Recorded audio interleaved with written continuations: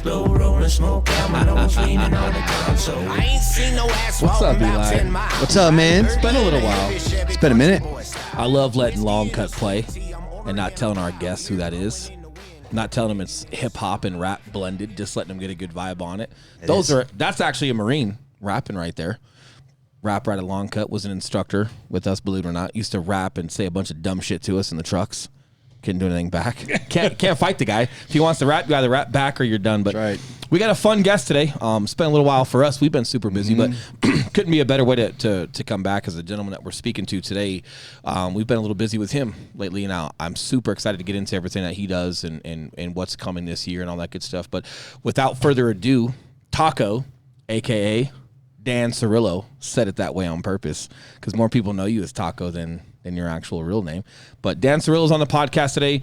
Super good dude. I'm going to let him introduce himself and give some context so I don't disrespect and leave something out. But Dan, how you doing, buddy? I'm good, man. Thanks for having me. No Batman voice? No Batman voice. It's fun getting him on here. And everyone always asks, like, headphones? Yeah, headphones. Are you sure? Like, yeah, just wait till you put these things on. And everybody likes to fuck off with them and just hear themselves and like, I'm Batman. Like, it's cool. It's cool. But Dan, context on you, man. Just a little bit of history on just who you are, man. Like how you grew up, who you are, and I'll say this for listeners in case you guys are new to our channel. But this is all based off of entrepreneurship, but it's taking everybody from just different types of backgrounds and introducing everything that they did prior to entrepreneurship and then how that applies. So most importantly is just how you grew up and what you end up diving into as far as the military and all that good stuff. And then we'll get into kind of how that applies to your life now with everything that you do. Yeah, man, I'm a street kid. You know, I grew up in San Diego, east side San Diego, Logan Heights. Back in my day, it was actually a pretty rough neighborhood. Now it's kind of classy. You know, it's getting gentrified. Yeah. Pretty much grew up all over San Diego, but that's mostly where I grew up. And my mom married some military dudes, so I got to move around a little bit. Went to high school in Pensacola, Florida. Got to play for the great Escambia Gators. And by chance, didn't get recruited or anything like that. Where whoever the high school gods are, right? Recruiting's big now. Got lucky enough to go to the same high school where Emmitt Smith was. Wow. He was a senior when I was a freshman, and I got to play with his little brothers, Eric and Emery. And Eric was actually better than Emmitt. Got to be at a high school where football, Florida football in the South, which is what I do now as well. It's a totally different ball game, right? Went to go to college for a little bit, failed out of college, wasn't a good kid. They actually have to go to class. It's weird that you're not just there to play football.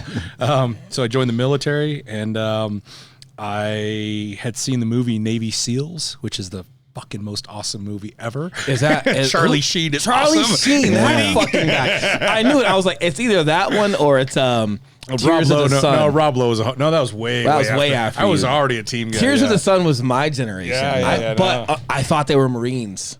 The way they acted. Thought they were Marines. It was really terrible acting in that movie. Yeah, terrible. So no, I saw the movie, and I was lucky enough to have a guy named Don Cope. And Don Cope was he's actually, I think he still holds the record for the deepest dive in the Navy. Holy shit. He's my buddy J.C. Cope's dad. And I went to him. I'm like, hey, man, I think I want to be an EOD guy. Because I didn't think I could be a SEAL, He's like, dude, you don't want to be EOD. He's like, you're the weird level of fitness, et cetera. You should be a SEAL. I'm like, you think I could make it? What were you, man, not to cut you off. What a great talking point. Especially because we've got a young audience, believe it or not, too, like on iTunes. And what do you think was limiting you back then on like why you felt like you couldn't be that? Purely mental. When you are surrounded by great athletes, you don't really know if you're good or not. Right. So I was a good football player. I wasn't great. I was a good wrestler. I wasn't great. And, I went to where I wrestled, guys were great wrestlers. And, I probably could have gone anywhere else and been a great wrestler comparison. But when you're in the Southeast, there's some great wrestlers, Iowa, whatnot, right?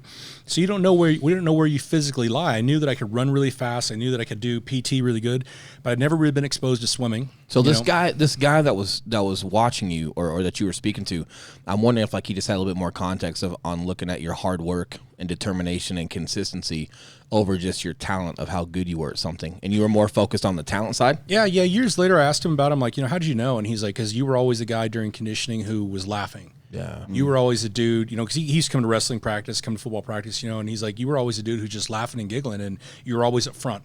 Like at the beginning, you're a normal dude, but as when you're doing 20/40s, 40/40s, whatever, you were the dude who's just every one of them was the same. And I never knew that about myself, And he was like, you were always a dude in the fourth quarter. You were better than everybody in the fourth quarter. He's like, when you wrestled 4 times in a weekend, your fourth match was better than your first. And I just never. So just the mental side of fatigue. I just, it took me a long time to correlate it, but really, I like seeing people quit. Yeah. Right. I get off on the shit. Right. There's a reason I'm not a head football coach, because if I was, I'd score 1,000 points in your ass, because I'm not there to win. Yeah. Kicking a field goal is winning. I'm there to fucking absolutely embarrass the fuck out of you. Yeah. And watching people quit, there's some confidence in that. Oh, right? I love it, man.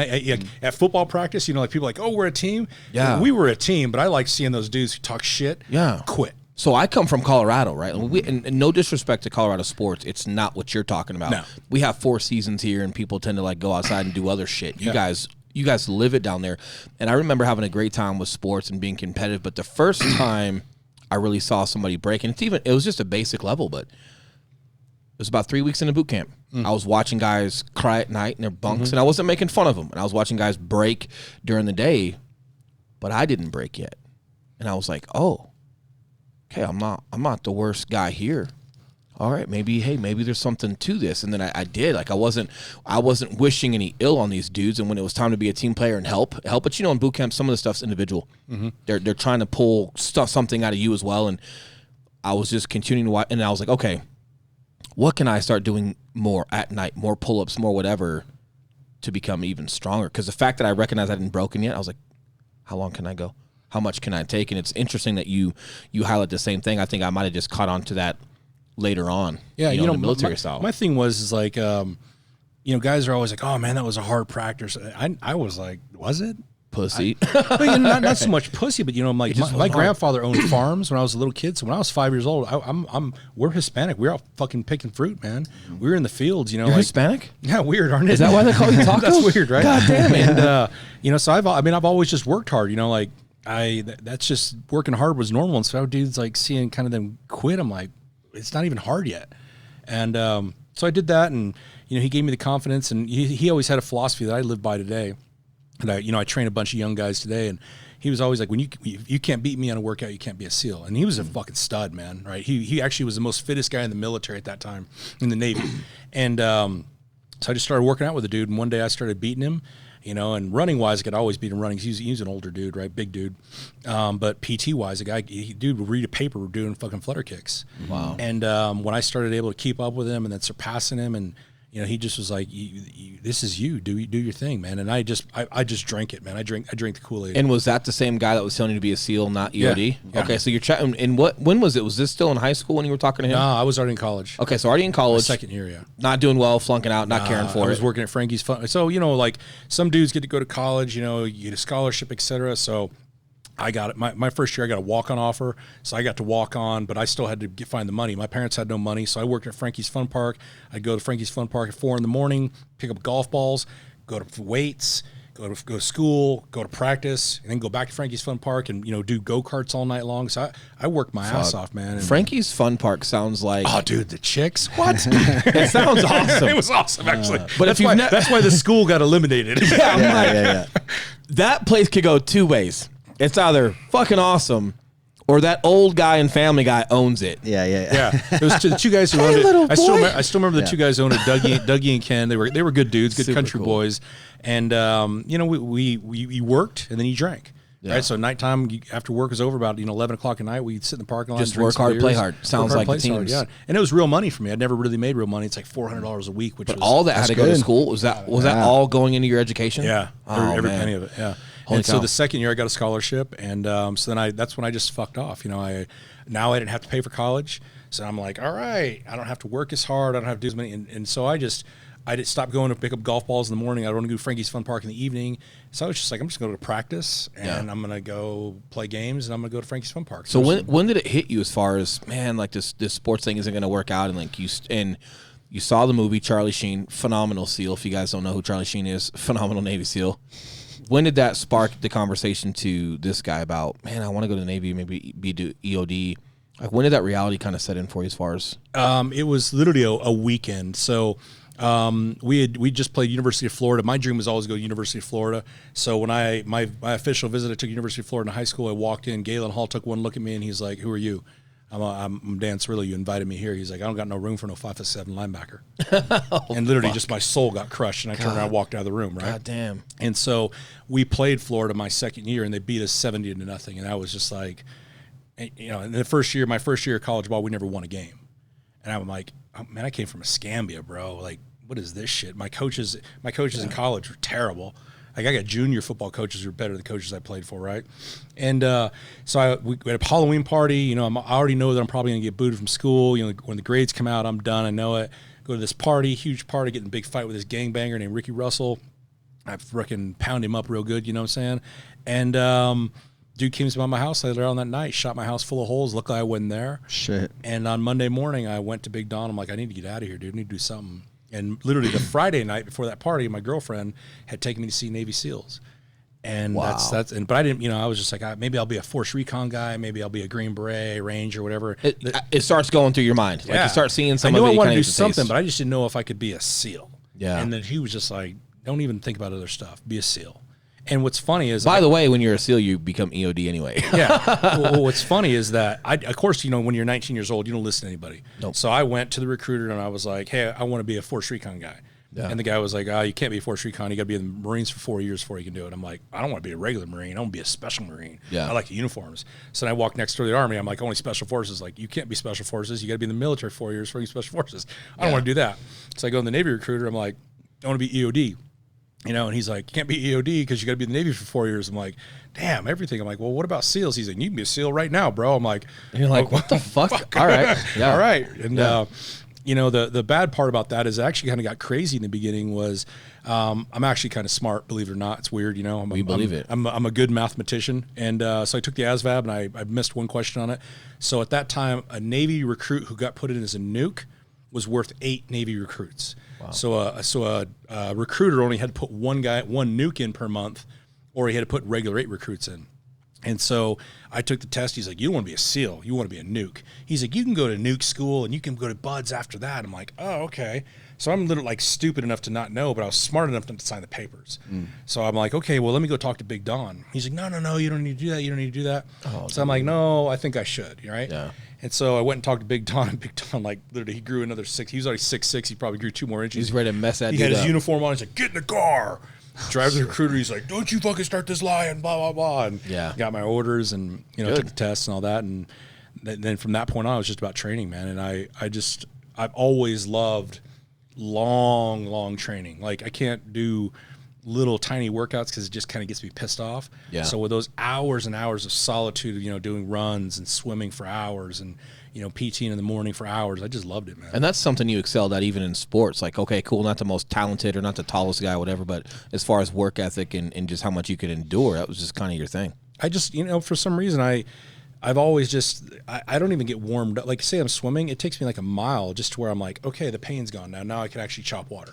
Versus like me, like, if you make me swim a mile, I'm going to murder you. Yeah. Yeah, like when I ride my bike, like 20 miles in is finally when my legs are like, okay, and now I can go do 100, 150 miles, So, Yeah. No, and I know what you mean. Like, I've done enough of the endurance stuff, too, where, like, you start getting that second one, you feel good about it. So, and just for our listeners, too, in case they are interested in, like, in military and different things, it is different. Like, when I was, when I did my duration in the Marine Corps and being an infantryman and attached to SOCOM, it was definitely, like, there was no 4-year stipulation on it during my generation, but you definitely had to come through the infantry first and all that jazz. And hey, cool, all good. But there's a fast track with the Navy, correct, and being a SEAL. So do you go to SEAL school or BUDS prior to going to boot camp? No. So you go to boot camp, but then you can go straight to You're BUDS. a regular sailor, right? So you join the Navy as a regular sailor. And when I went, there was 2 ways you could do it. One was called the DIFAR program, and then one was called the volunteer program. So if you went in the DIFAR program, you got 3 tries to pass the test to get orders. If you failed, you got the worst orders known to mankind. You became a mess crank. Whatever they needed you to do, right? It's like open contract in the Marine Corps. Correct. Don't do that, right? As a volunteer, I got a designated A school, and I got 1 chance to pass the test. And so Don's the one who kind of guided me. He's like, and basically in the Navy, it all comes down to air conditioning. It's stupid, right? He's like, whatever job you choose, got to have air conditioning. And of course, you're 19, you're like, what? And so I want to be a weapons guy. I'm like, I want to be weapons. Like, nah, they don't have air conditioning in the armory. Well, there is. That's actually okay. Right? Okay. And so I want to be a gunner's mate, and that was completely filled at that time in the Navy. So I became a torpedoman's mate. And basically, what you learn is on a ship, which I floated on a ship twice as a SEAL, but not as a regular Navy guy. It's like 1,000 degrees. And so air conditioning is like this, it's like gold. Yeah. If you have air conditioning, I know ship life. right? Yeah. We're sardines on you. We don't even have a job when we're on ship. Yeah. So yeah, man, I did that. I went to Buds, graduated, I was an original, so I never got rolled, class 194 for the whole way through. And 174 of us started, 14 of us finished. And I went to SEAL Team 1 for 6 years. Went to Buds as an advanced training instructor. So I was a explosives instructor. Very cool. So I taught explosives, diving. So basically a dive master for civilians, called a dive soup in the military, and range safety. And I was actually getting out. So I was getting out. How many years were you in at that point? At that point, I think I'd been in 8 years. Okay. 8 or 9 years. And, for being a SEAL in the Clinton era, we just didn't do shit. Right. I actually was one of the few guys who'd done a mission. So I had taken down this ship called the Al Shahad, actually with Force Recon, with First Platoon, with Force Recon. It's on the History Channel. You can watch it. We were all hyped, like, oh, shit, right? Yeah. It was the stupidest mission ever. The ship was fucking anchored, and all the dudes are on the bow waiting for us. So yeah, that was as cool as it got. Like, if this is real world.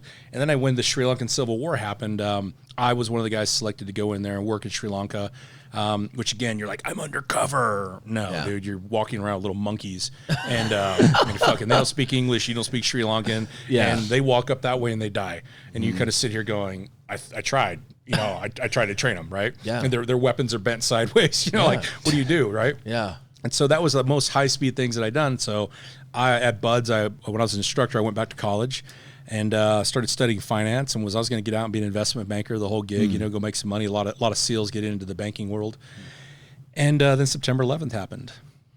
And, that I just literally, I watched it happen that day. And my wife and I were actually sitting at home. Our third child, we were going to go get the ultrasound to find out if it was going to be a boy or a girl. And we're watching September 11th happen. And I just looked at my wife. I'm like, I can't get out.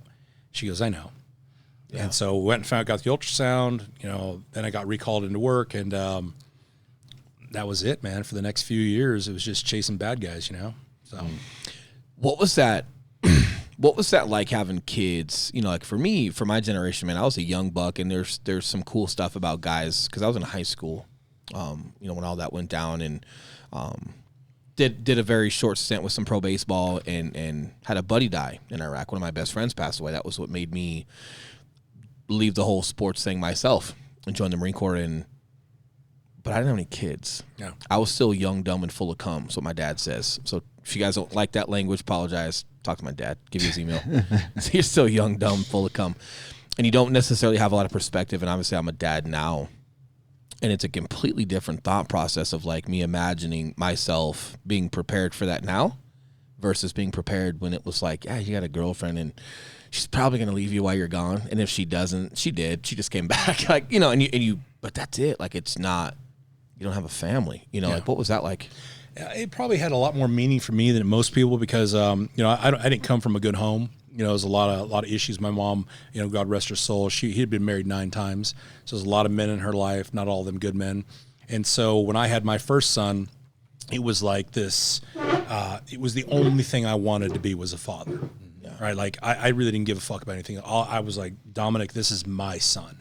And then, I was lucky enough to meet my wife, Leilani, and then I had my baby girl, my little princess.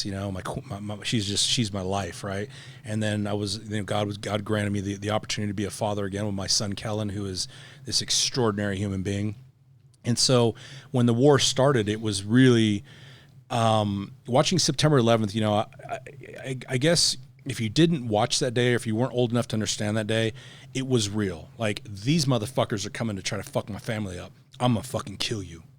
Like, it was just not like, where are they? Let's go. And when you're a SEAL, we had been practicing football for so fucking long. Yeah. And we didn't get to play no football. Because remember back then, it ain't the SEALs that people know today. No. Back then, we were worse than Marines. Like Marines were held at a higher standard than SEALs, right? It was Army everything. And they were like, who are these SEAL guys? And so when we finally got a chance to go freaking chase bad guys and just kill the fuck out of them, that's where SEALs and Marines made their name. Yeah, because, there's nothing better than a fucking 18-year-old Marine, bro. There's just nothing better. And so when we went overseas, it was all about my family. Like, I'm here to do this to keep them from coming, because back then we were like, they're coming. Yeah. I mean, that was people don't really get that. Like, that's the most brazen thing ever in the history that'll ever exist. They captured our planes and flew them into our biggest buildings. And you had context because, hey, no real battle yet, but you were training on that side. You were in the military. You were preparing for things. And a lot of, like, even myself when I was in high school, I remember, like, I remember because I ditched first period. And I'm waking up late, and my mom wasn't bitching me out. And it was like, cool. Yeah. No, not cool. No. She's not bitching you out because there's something on TV. And I remember watching it, and I to this day, like, I remember I saw it, and I'm like, man, I just couldn't comprehend the level, the magnitude it was. It's just like, man, like, that's weird. That's unfortunate. That's weird. But, and then, when my mom was like, no, they were saying it's a terrorist attack. You're so free. Yeah. You're just like, huh. Now, see, at that but point, you don't understand. Yeah, and for me at that point too, I wasn't a new guy. I was a real deal frogman. Yeah, I'd done 4 platoons. I was a BUDS instructor. I was a master training specialist. I was a real deal frogman, and it was like it meant so much more. Like, okay, it was real. Yeah, it was like, we're going. We knew it was like, this is gonna be so big. We're all gonna be in this thing. Mm-hmm. And being a father at that time was rough, man, because everything for me is my family. Like, there's just, I'll sacrifice, and I did. I gave it up many times for my family, right? And that's all I want to do is be a husband and be a father. And so every time I had to leave them, during a regular SEAL workup, you go and you party, man. You're like, right? You're partying it up. And that was my first workup and deployment with a wife. So I'd been single. My son's mom and I were kind of off and on, but that was the first time I'd ever been married. So I married her right when I got to BUDS as an instructor, and but that was her first experience. And you're gone 28 days and home in 4. It was totally different. There was no partying. It was I'm focused, dialed in. Yeah. And when I went overseas, it was just work. I went overseas that time, and I remember sitting in the parking lot of SEAL Team 7, and I'm just crying. Like, I was like, I don't know if I'm gonna see my family again. And it wasn't the fact that I was scared, obviously scared to death or anything. It was like, man, I love these people so much. You want more? Yeah, it's like more time? Well, it's not even that. I'm like, I don't want some pendejo fucking raising my babies. Yeah, that too. I don't need some dude messing with my old lady. This is my queen. Yeah, like, I love my wife. Yeah, like, I ain't even a fucking blink of an eye, right? And that was going through my brain. Like, I'm gonna fight so fucking hard. I'm coming back to this, Yeah. So yeah, I did that, and so it fueled you. It fueled me, yeah. The perspective of the need to be there for your family. Yeah.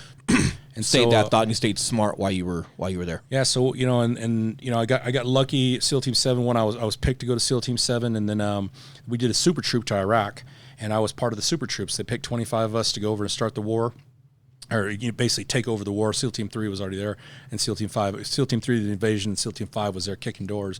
So we rolled in with a super troop, because SEAL Team 5 wrote back, like, we don't have enough dudes. Yeah. We don't have enough dudes. So we rolled in there with 25 dudes, and it was awesome to be picked to be part of that group.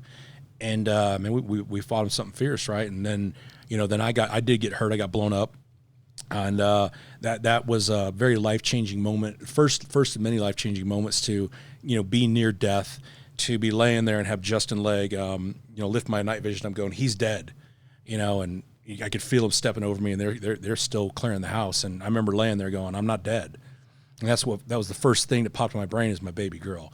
Like, nobody's gonna walk my baby girl down the aisle, right? And that was just like, wake up, And I heard this voice that took me many years to kind of find out who the voice was. And I heard a voice just say, get on your feet and fucking fight. And I always thought it was God. And I went to a therapy not too long ago, to deal with some shit, and that voice was my mom. And so my mom, we got raised by the hand. And so my mom would come at us, she'd knock us down with her. She'd get on your fucking feet and fight. And it took me years to remember that. And, wow. God damn it, Daniel, get on your feet and fight, That's the voice I remembered. And I got back on my feet and I calmed man down, and it was good and bad. I got blown up and got hurt. Got messed up pretty good, but I got to come home for Christmas. So while everybody else is still there, I came still home got for your dick. I still got my penis, right? You heard that before from guys getting hurt. You're very important. Yes, right? you're okay. I got a bunch of lumps of some friends that came back with me. So I call them my little friends in my arm. Yeah. But yeah, I came home for Christmas, probably the most miserable Christmas ever because I didn't want to be there. And then I got the opportunity to go back and go to Mosul and start the war in Mosul, which no special operations force had been there since Delta when they went and got Uday and Qusay. And that was a spectacular deployment, man. And so, I did that. And then I like many people, I had a bump in the road, first bump in the road, major bump in the road for me. I came back as, the war hero. Came back, all the pats on the back, et cetera. And then I got the massive slap in the face. I got pulled into an office and said, hey, we're investigating you for murder. And I'm like, which dude? Which dude? It's an honest question. Yeah, right. I'm like, murder? Like, you told us to kill them. Yeah. And so what had happened is we had this scumbag team. So in the teams, because we were so short of dudes, we brought dudes in we had kicked out from before. Oh shit. So this lump of steamy dog shit. I want to make sure everybody knows this. His name's Jeff Hopper. We had kicked him out of the SEAL teams. So he was in Baghdad. He stole another SEAL's body armor. Most despicable thing you can do. We caught him and we kicked him out of country. Because it took us so long to do his mast, because we were all overseas, he decided to go to our Commodore and basically go, well, this is right when Abu Ghraib happened. If you kick me out, I'm going to tell everybody what we did at Abu Ghraib. Well, the reason he did that is one of the dudes that I got in this big, massive fight with, hand-to-hand fight with, if you look at the photos of Abu Ghraib, he's called the Man on Ice. Yeah. He basically is sitting in a body bag, and he's got a big cut underneath his eye, and they pack him on ice. And there's a whole I'll get into that little story here in a second. So Jeff used that to basically try to get himself out of trouble. Well, instead of Naval Special Warfare just looking at the sign-in log at Abu Ghraib going, hey, none of your names are on there, they did this massive investigation. And, of course, they believed this guy. They treated him like he's a fucking... Well, and for people that don't know, like in the military, unfortunately... You're guilty until proven innocent. You're guilty until you're proven innocent. Nobody's bigger than the institution. No. And anytime for a second they think somebody is risking the institution... Oh yeah, and the problem with military officers is as good as they are, they're all about CYA. Yeah. Oh shit, cover your ass and create distance and space, right? So I went through that whole rigmarole, and at the end of it, got found not guilty. It proved that I didn't do anything wrong. I pled guilty to 2 things. I had 27 charges: murder, manslaughter, assault, you name it. The 2 that I pled guilty to, which I'm very proud of, by the way, posing an unauthorized photo, the photo which used to hang on the quarterdeck of Group 1.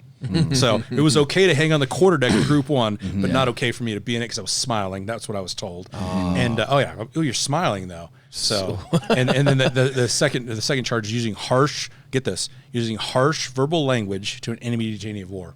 Wow. Those are the 2 things. I couldn't lie. I did do those things, right? Yeah. And I got done with that, and I was a little pissed off. Well, just the stress and pressure that comes with trial, and just that money. stuff doesn't. Man, you get stressed like overnight when you're waiting on an answer for something. This was drawn out. Well, the bad thing was that mission to this guy's name is Manad Al Jamadi. That mission was a kill or capture, so we were going to go there and kill him, right? He blew up the American Red Cross in his cell, blew up the American Red Cross in Baghdad. His cell is the guys who captured the 4 National Guard guys, chopped them in pieces, IED'd their bodies, in Muhammadiyah. So we weren't going there to freaking be nice to this Minus him being out in the open with a white flag waving and he's naked, proving he has nothing on him, you're not there to capture him. And so for me to go through this trial because of this guy, I'm like, are you shitting me? Yeah. So obviously I had a pretty pissed off taste in my mouth, and I call it divine intervention now. God basically started making decisions for me. And of course, I didn't like the decisions, but I had been what's called legal hold. And so my legal hold ended, and they came to me. They're like, hey, you need to re-enlist right now. And I'm like, no, dude, I'm leaving to Ramadi in 8 days. Like a dummy, I was going to go back over, right? You're leaving to Ramadi in 8 days. And I'm like, and I'm going to re-enlist there, get my 150 Gs. Tax-free. And they're like, nope, you got to re-enlist today. So we went through this 4-day battle of trying to get operational hold, for them trying to buy me a plane ticket overnight, all this stuff. And I came home and I didn't tell my wife anything's going on. I finally came home and told her, and I'm like, hey, just so you know, remember that 150 Gs is probably going to be 60. She's like, are you stupid? And I'm like, what do you mean? She's like, Danny, they fucking charged you with murder for killing a terrorist. And you want to stay in? And the guy that accused you was a lying thief. Yeah. And she's like, and you want to stay in for these dudes? And I remember sitting there just like, because, you know, sometimes I'm a little slow and like, wow, she has a point. Yeah. And so I made 3 phone calls, and all 3 phone calls were to buddies of mine doing government contracting, you know, not the regular stuff, a little bit higher up. And each one of them were like, we'll hire you tomorrow. And so I went 60 back. G's ain't shit in that world, by the way. My first paycheck was 30 G's for a month. And I basically made a decision to end my SEAL career right under 15 years. And that was it, man. I got out and went back overseas, did the chase bad guys for a bit, and then got very, very lucky. The guy who I worked for had decided to leave the government place he worked at and take a civilian job. And so he called me one day. He's like, "Hey, I need you in Seattle." I'm like, well, "What's in Seattle?" And I thought it was another program, right? Yeah. And because the way it was all secret, very secret, right? And so I show up to the airport in Seattle, and of course I accept. I'm like, yeah, whatever. We go chase bad guys, you know. That's my whole mindset. And I show up there, and my buddy Eric Long, I look at him across. I'm like, creepy. He's like, Taco. I'm like, what are you doing here? He's like, I'm here for that thing. I'm like, I'm here for that thing. Neither of us knew what the thing was. Right. So all of a sudden we see this bald dude walk by, the typical contractor goatee, bald head. I'm like, I bet you this idiot's looking for us. Creepy goes, yeah, probably. Yeah. Right. So he walks by 3 times. The third time I walk by, I'm like, hey, bro, you looking for us? He's like, the water runs under the bridge. I'm like, motherfucker, it's us, dude. Just where's the water going? Right? So we get the whole steel curtain code talking shit. Right? Yeah, you can tell he's not one of us, though. Yeah. So later on, turns out he's just like a regular cop from Colorado, and you know he's trying to play the game, but we know the game, right? So we get in this van, we drive in Seattle, Washington, Mercer Island, and we get parked by this QFC, which is kind of like a Safeway. And Quick Reactionary Force. Yeah, QFC. Oh, QFC. Like, it's like a Safeway. Okay, gotcha. Yeah, it's literal. Oh, we literally park behind it. I'm thinking right? they put you. Okay, I got you. We park behind it, and another van shows up. They're like, "What's your name? Identification." So we showed them like, "Damn, this shit's for real, bro." Like, man, this is like double OPSEC. We get in this van. We roll down to this massive estate. Like rich people estate. And remember, I'm from the ghetto, bro. The biggest house I've ever seen is like 3,000 square feet. Yeah. I walked through this 29,000 square foot house. Wow. And I'm like, dude, the freaking government knows how to do it, right? So I walk down this path and I walk in this team room, and it's like walking into Cheers and Taco. It's all my bros. Yeah. Like 26 dudes. I'm like, what are you guys doing? Like, oh man, what are we doing? Like, where are the bad guys? Are they Korean here? Are they Russians? What are we doing? Like, what kind of guns, what kind of body? I'm like, no, dude, we're gonna guard little fat kids. I'm like, what do you mean? Like, no, what kind of guns? Like, no, dude, we're gonna guard little fat kids. And I'm like, what? Who's fat kids? They're like, Paul Allen. I'm like, who's Paul Allen? Like, co-founder of Microsoft. I'm like, Bill Gates? They're like, no, the other dude. I'm like, the other dude? There's 2? And so Paul Who Allen also owns the Seattle Seahawks. Yeah. So Paul had two nephews and a niece, and a mom and a sister at that time. And so we picked up security on that entire family. And I did that for 6 years. During that time, I opened my first business. And so my first business was I'd always wanted to train kids, right? And the final tipping straw was my youngest son was playing flag football, and I'm coaching with this dude, and just looking at him like, you disgust me, bro. Like, you disgust me.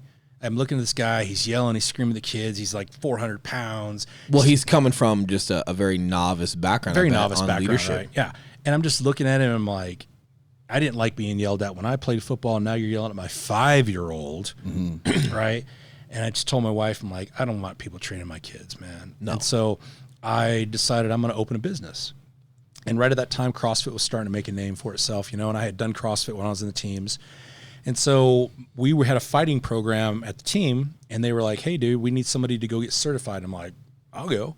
So I went down to San Diego, got CrossFit certified by my bro Dave Castro, Eddie Lugo, Andy Stump, Nick Hawks, like all Pat Stump, Pat Sherwood, like all the original CrossFit SEAL homeboys, right? Oh, yeah. Nicole Carroll, you know, Nicole works for us now, works with us. And I got certified, and man, I bit off hook, line, and sinker.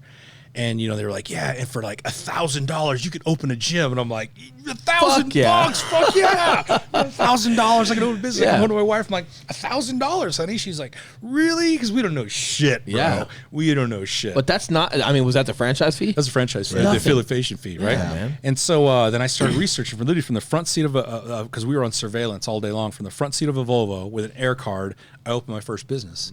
And, I hired a web designer who basically robbed me. She never finished. And so I'm sitting there with a half completed website. I'm 5 G's in the hole.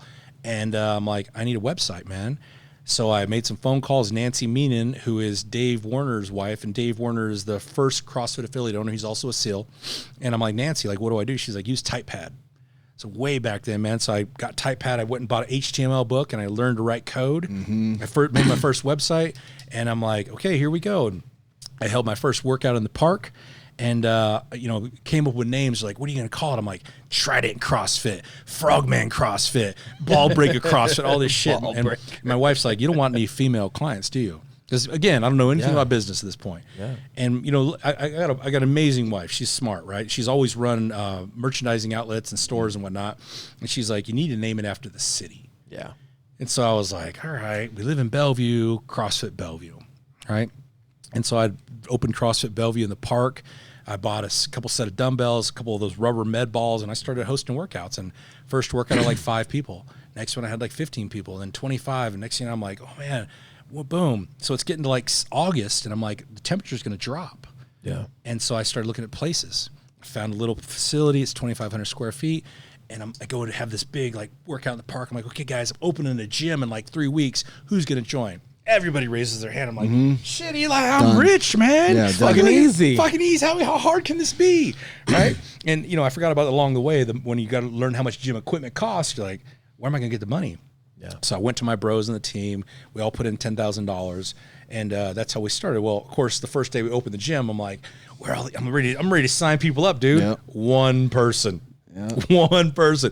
And I remember looking at my wife, I'm like, we're fucked. We're fucked. The rent on this thing is like $2,500. Like, getting shot at was so much easier. Yeah, right. And I didn't know shit about being a CrossFit trainer at this point. I'm just like, really hard workouts. People can do them. Oh, if you can't do them, get the fuck out, right? That was the CrossFit mentality, you know? Right. And I learned over time of how to sell and how to be a salesman. And, we started with literally one member, and, I opened those gyms. I opened first gym, then expanded that gym to be the biggest CrossFit gym on the West Coast, and then had 4 of them by the end. And by the time it was over, at one point had over 1,000 clients amongst the 4 gyms. And I opened another business called Turning Steel. So same kind of situation. I had this guy walk in the gym one day. It had been open about 3 years. And he's like, hey, man, I won the Montana sheep tag, and I want you to train me. And I'm like, hey, great big fat dude, get in line. All right, like I don't train fat people, right? Yeah.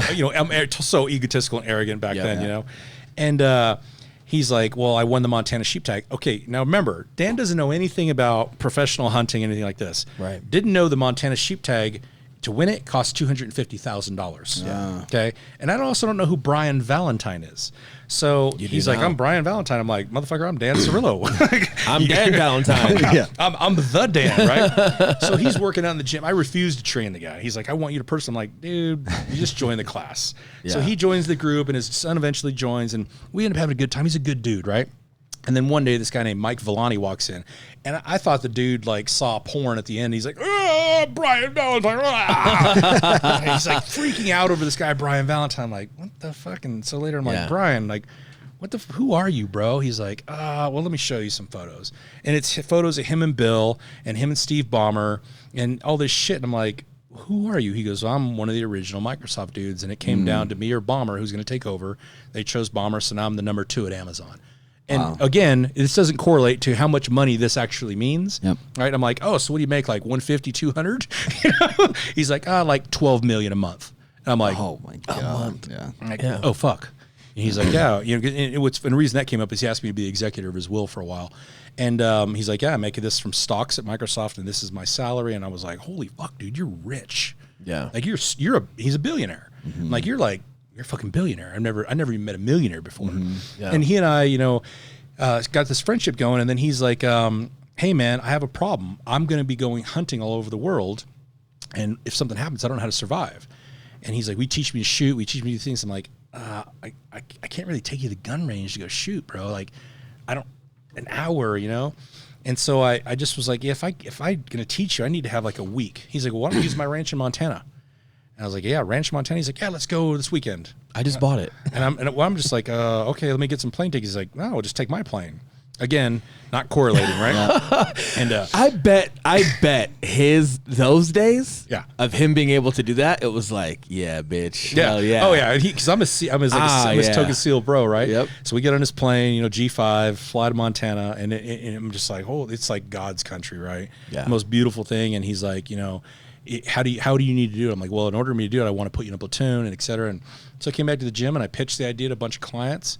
And we went out there that summer, trained for 10 days, literally ran a 10-day course, start to finish, land nav, combat medicine, tons of shooting, fighting, everything that I think that guys needed.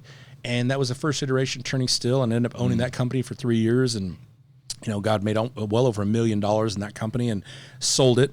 Thought I was doing a good deed by selling it to expand it. And the guy who bought it ended up just, you know, kind of destroying it.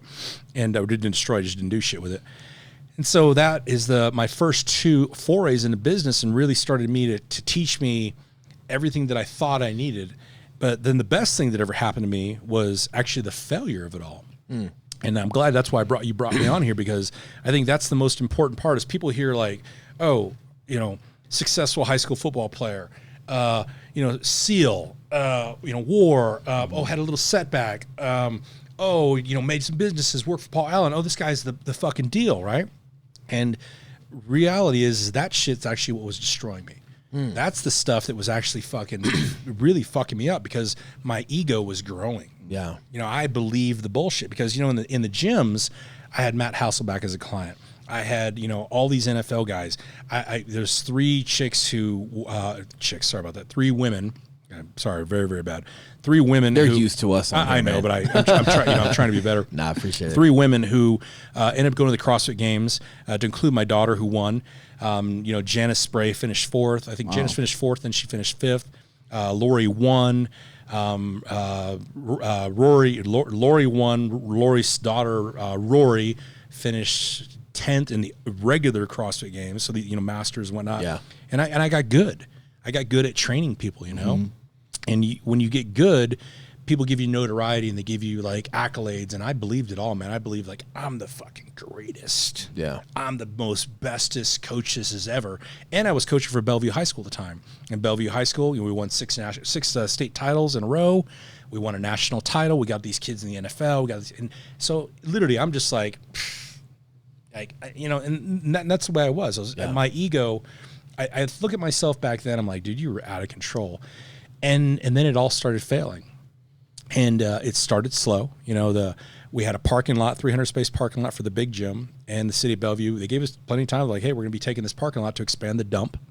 And I'm like, it's not going to hurt me. I'm Dan Cerrillo. This is CrossFit Bellevue. You know, CrossFit Bellevue was the shit back in the day, man, right? Yeah. We I don't know, the Open, they used to do the Opens, they'd film them. It was filmed in our gym. T-Mobile filmed a commercial in our gym. Cool. This massive NFL program. I mean, the NFL comes, you know, all these people are coming in to see the gym. And, of course, see me, which, well, you think they're coming to see you, right? And so I never thought the parking lot would affect us. And we lost that parking lot. That gym went from 700 clients a year later, about 250 clients. Wow. It turns out people don't want to walk in the rain in Seattle. It's weird. You would think they would, you know, because they're CrossFitters, but apparently they don't. And that was the first nail in the coffin. The second nail, which we recovered, I was able to get some side business with Warner Brothers and do, you know, turning steel events with Warner Brothers, so shortened for their executive team, et cetera, leadership stuff. And so the money I would make there would support the gym. And then the second, it's dangerous. Yeah, it's very dangerous, right? Because you don't know. I didn't know any better. Well, when something's bleeding, you start pulling from another to feed the one that's bleeding, and then the one that's bleeding ends up sucking the life out of all of them. Yeah, and you know, and I had a problem. I didn't know how to say no back then. So people would come to me with bright ideas, and I'm like, let's do it, man. And what I found out, you know, I'll get to that here in a second, but I helped out way too many people who didn't have my best interest in mind. Yeah. And so the next bullet was we were helping a kid on the football team. You know, he wasn't a good kid. His family wasn't a good family, but we were trying to do the right thing. You know, like my linebacker coach had paid for me to go back and bury my brother. And so I wanted to do the right thing. And so my gym adopted this kid anonymously, and we put the little red tags on the thing. To every member pulls the tag and then brings the gift in. And then I bought them Christmas dinner. Another coach brought them Thanksgiving dinner, and we thought we were doing the right thing. Well, apparently that's called enticement. And if you're a coach of a player, that's illegal. And it's bullshit. And of course, I'm a volunteer coach. I make $6,000 a year coaching. You can't even give a kid a T-shirt without being called enticing. So I get paid $6,000 a year to run a year-long strength conditioning program for the high school, which I donate back to the school. Right. And next thing you know, I'm basically being called a cheater and everything, And these kids have nothing. No, they have nothing, right? And, it's front page of the news. So the second time in my life I'm front page media, and it's not good. And I'm sitting here going, and like the community knows that Bellevue just crushes everybody. We're a national powerhouse. We fly all over the country playing, and of course, like, well, you cheat. It's because you cheat. Like, dude, we don't even throw the football.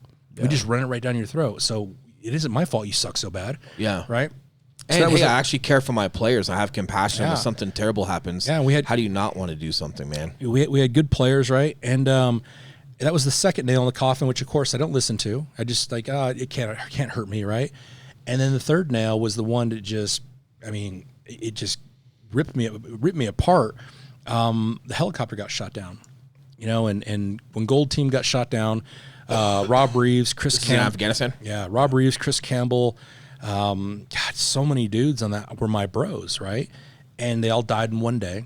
Yep. And it just gutted me and floored me. And I just went into this dark place for the first time in my life. It'd never been dark. The war really didn't affect me, but I brought myself out of it. And I brought myself out of it by training for an Ironman. I was like, I'm going to raise money for the Ironman. I'm going to get people. I'm going to train myself and make sure these guys' memory isn't it always lives within me, right?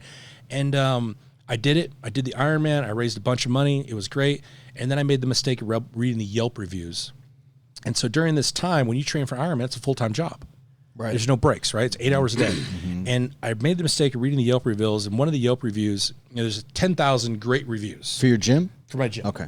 And there's the 5 that are bad. Yeah. And one of the 5 was like, Dan is a non-existent owner. All he's doing is training for this Ironman to celebrate these dead dudes, and we're the live clients here, and he doesn't even pay attention to us.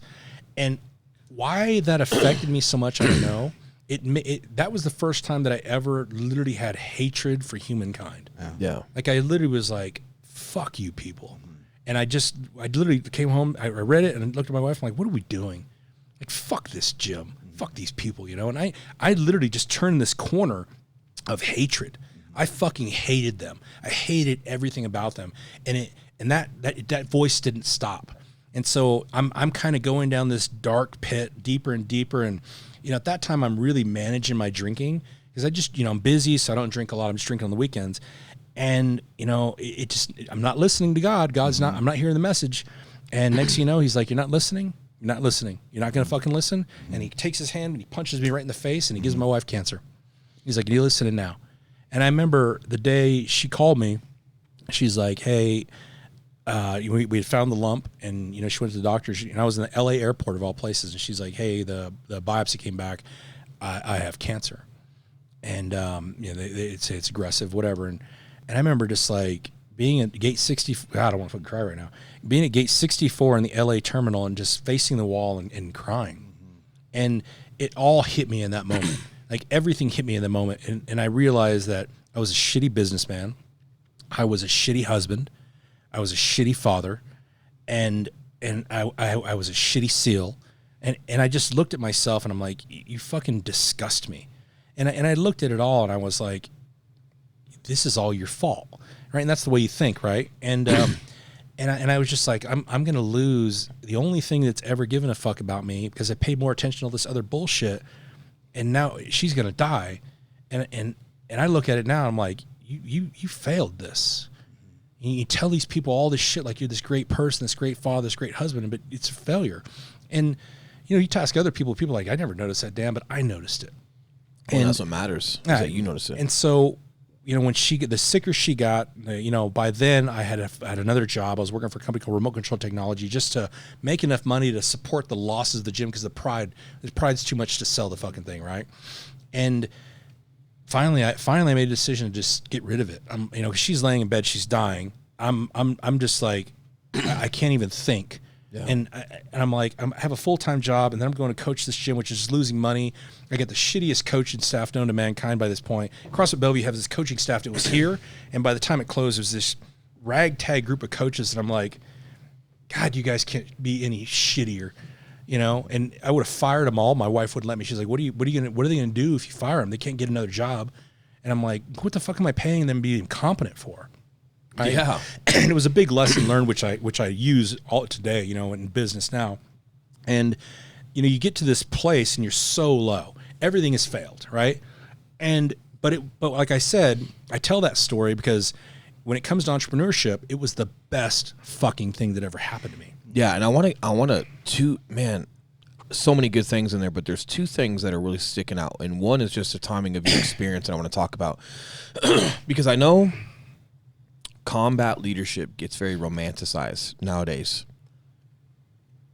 And sometimes I feel like, man, there's so much credit that goes behind leadership before any combat ever happens that kind of gets left on the table because combat's so romantic and nostalgic nowadays. You know, and from your experience, what was it like leading and training guys at that high level pre and then during, you know, the time of war? And I've got a lot to say about training scared because that was my generation.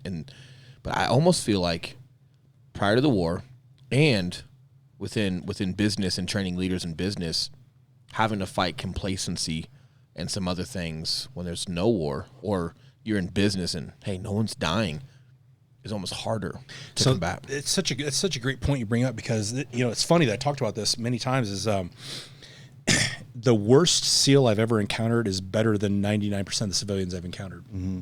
And so when you're in a leadership position in the SEAL teams, you are surrounded by fire-breathing dragons, right? And as the people who are listening to this who coach sports will know this term.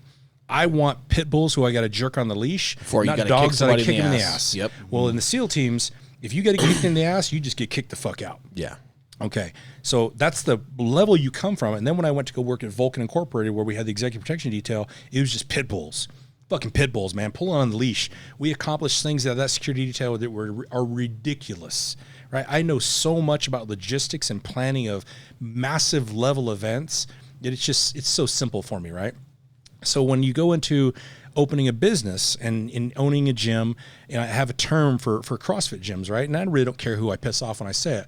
20-year-old people coach CrossFit because they want to get laid. You want to look good, they want to get laid. 40-year-old people coach CrossFit because they're kind of tired of their old career and they just want to try something new for a little bit. 30-year-old people coach CrossFit because they have no ambition. Because if they had ambition, they'd own the fucking CrossFit gym, right? And my problem was I had a lot of 30-year-olds. I had grown-ass men with college degrees from University of Washington, from whatever university, who their second job was like, oh, I'm a store clerk. I'm a fucking, you know, I wash cars, but I work for Dan, and Dan pays me more money than any CrossFit gym owner. And getting them to literally do the simplest shit, the amount of destruction that staff did to my gym is fucking, I can't even begin to tell you. They flooded it. They fucking damn near killed themselves by lowering a trap. You name it, those idiots did it. And I would sit there and go, I told one of them one time, like, you need to go back to University of Washington, ask for a fucking refund because you're a fucking dipshit. Yeah. I'm like, you disgust me. You're so stupid. I'm like, I can't even fathom that the stupidity exists in your brain. And I would try to fire them. My wife like, you can't fire. I'm like, God, I can't handle this level of incompetence. How hard is it to not be an idiot? And I would sit there with these guys and go, you can't have, you know, whatever client do 100 air squats. Well, why? You know, this is what they do at the games. I'm like, she's not ever going to the games. And by the way, she pays me $200 a month. Mm-hmm.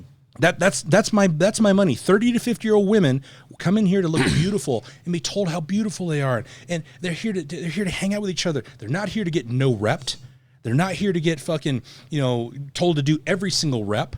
They're not here to be like, oh, your workout's over because you didn't make the time. Mm. Like they're not here to be you to scowl at them because you don't feel like coaching them because they're not a great athlete because they might weigh about 180 pounds. And Eli can kind of weigh on this too, man, because Eli was a trainer for a while, and there's this condescending nature, man, that trainers can have when they're in their element. Yeah. Mm-hmm. You know what I mean? Like where they're not successful in a lot of other aspects of their life, but when they're in that element, It's interesting. That was one of my biggest problems with CrossFit for a long time, man. And it's drastically changed now. Like the culture seems like, you would know more than I would, but the culture seems like it's really come around to encompass more of what you're talking about. I talked shit about it for the longest time because that's all I heard. You know, it's funny is that is every time I would try to make a change to my CrossFit gym for the better, I got so much pushback. You know, and from it was the coaches, funny. It was from the not coaches, the paying clients. And what was funny is my coaches would get mad at me because I would never let them coach the kids.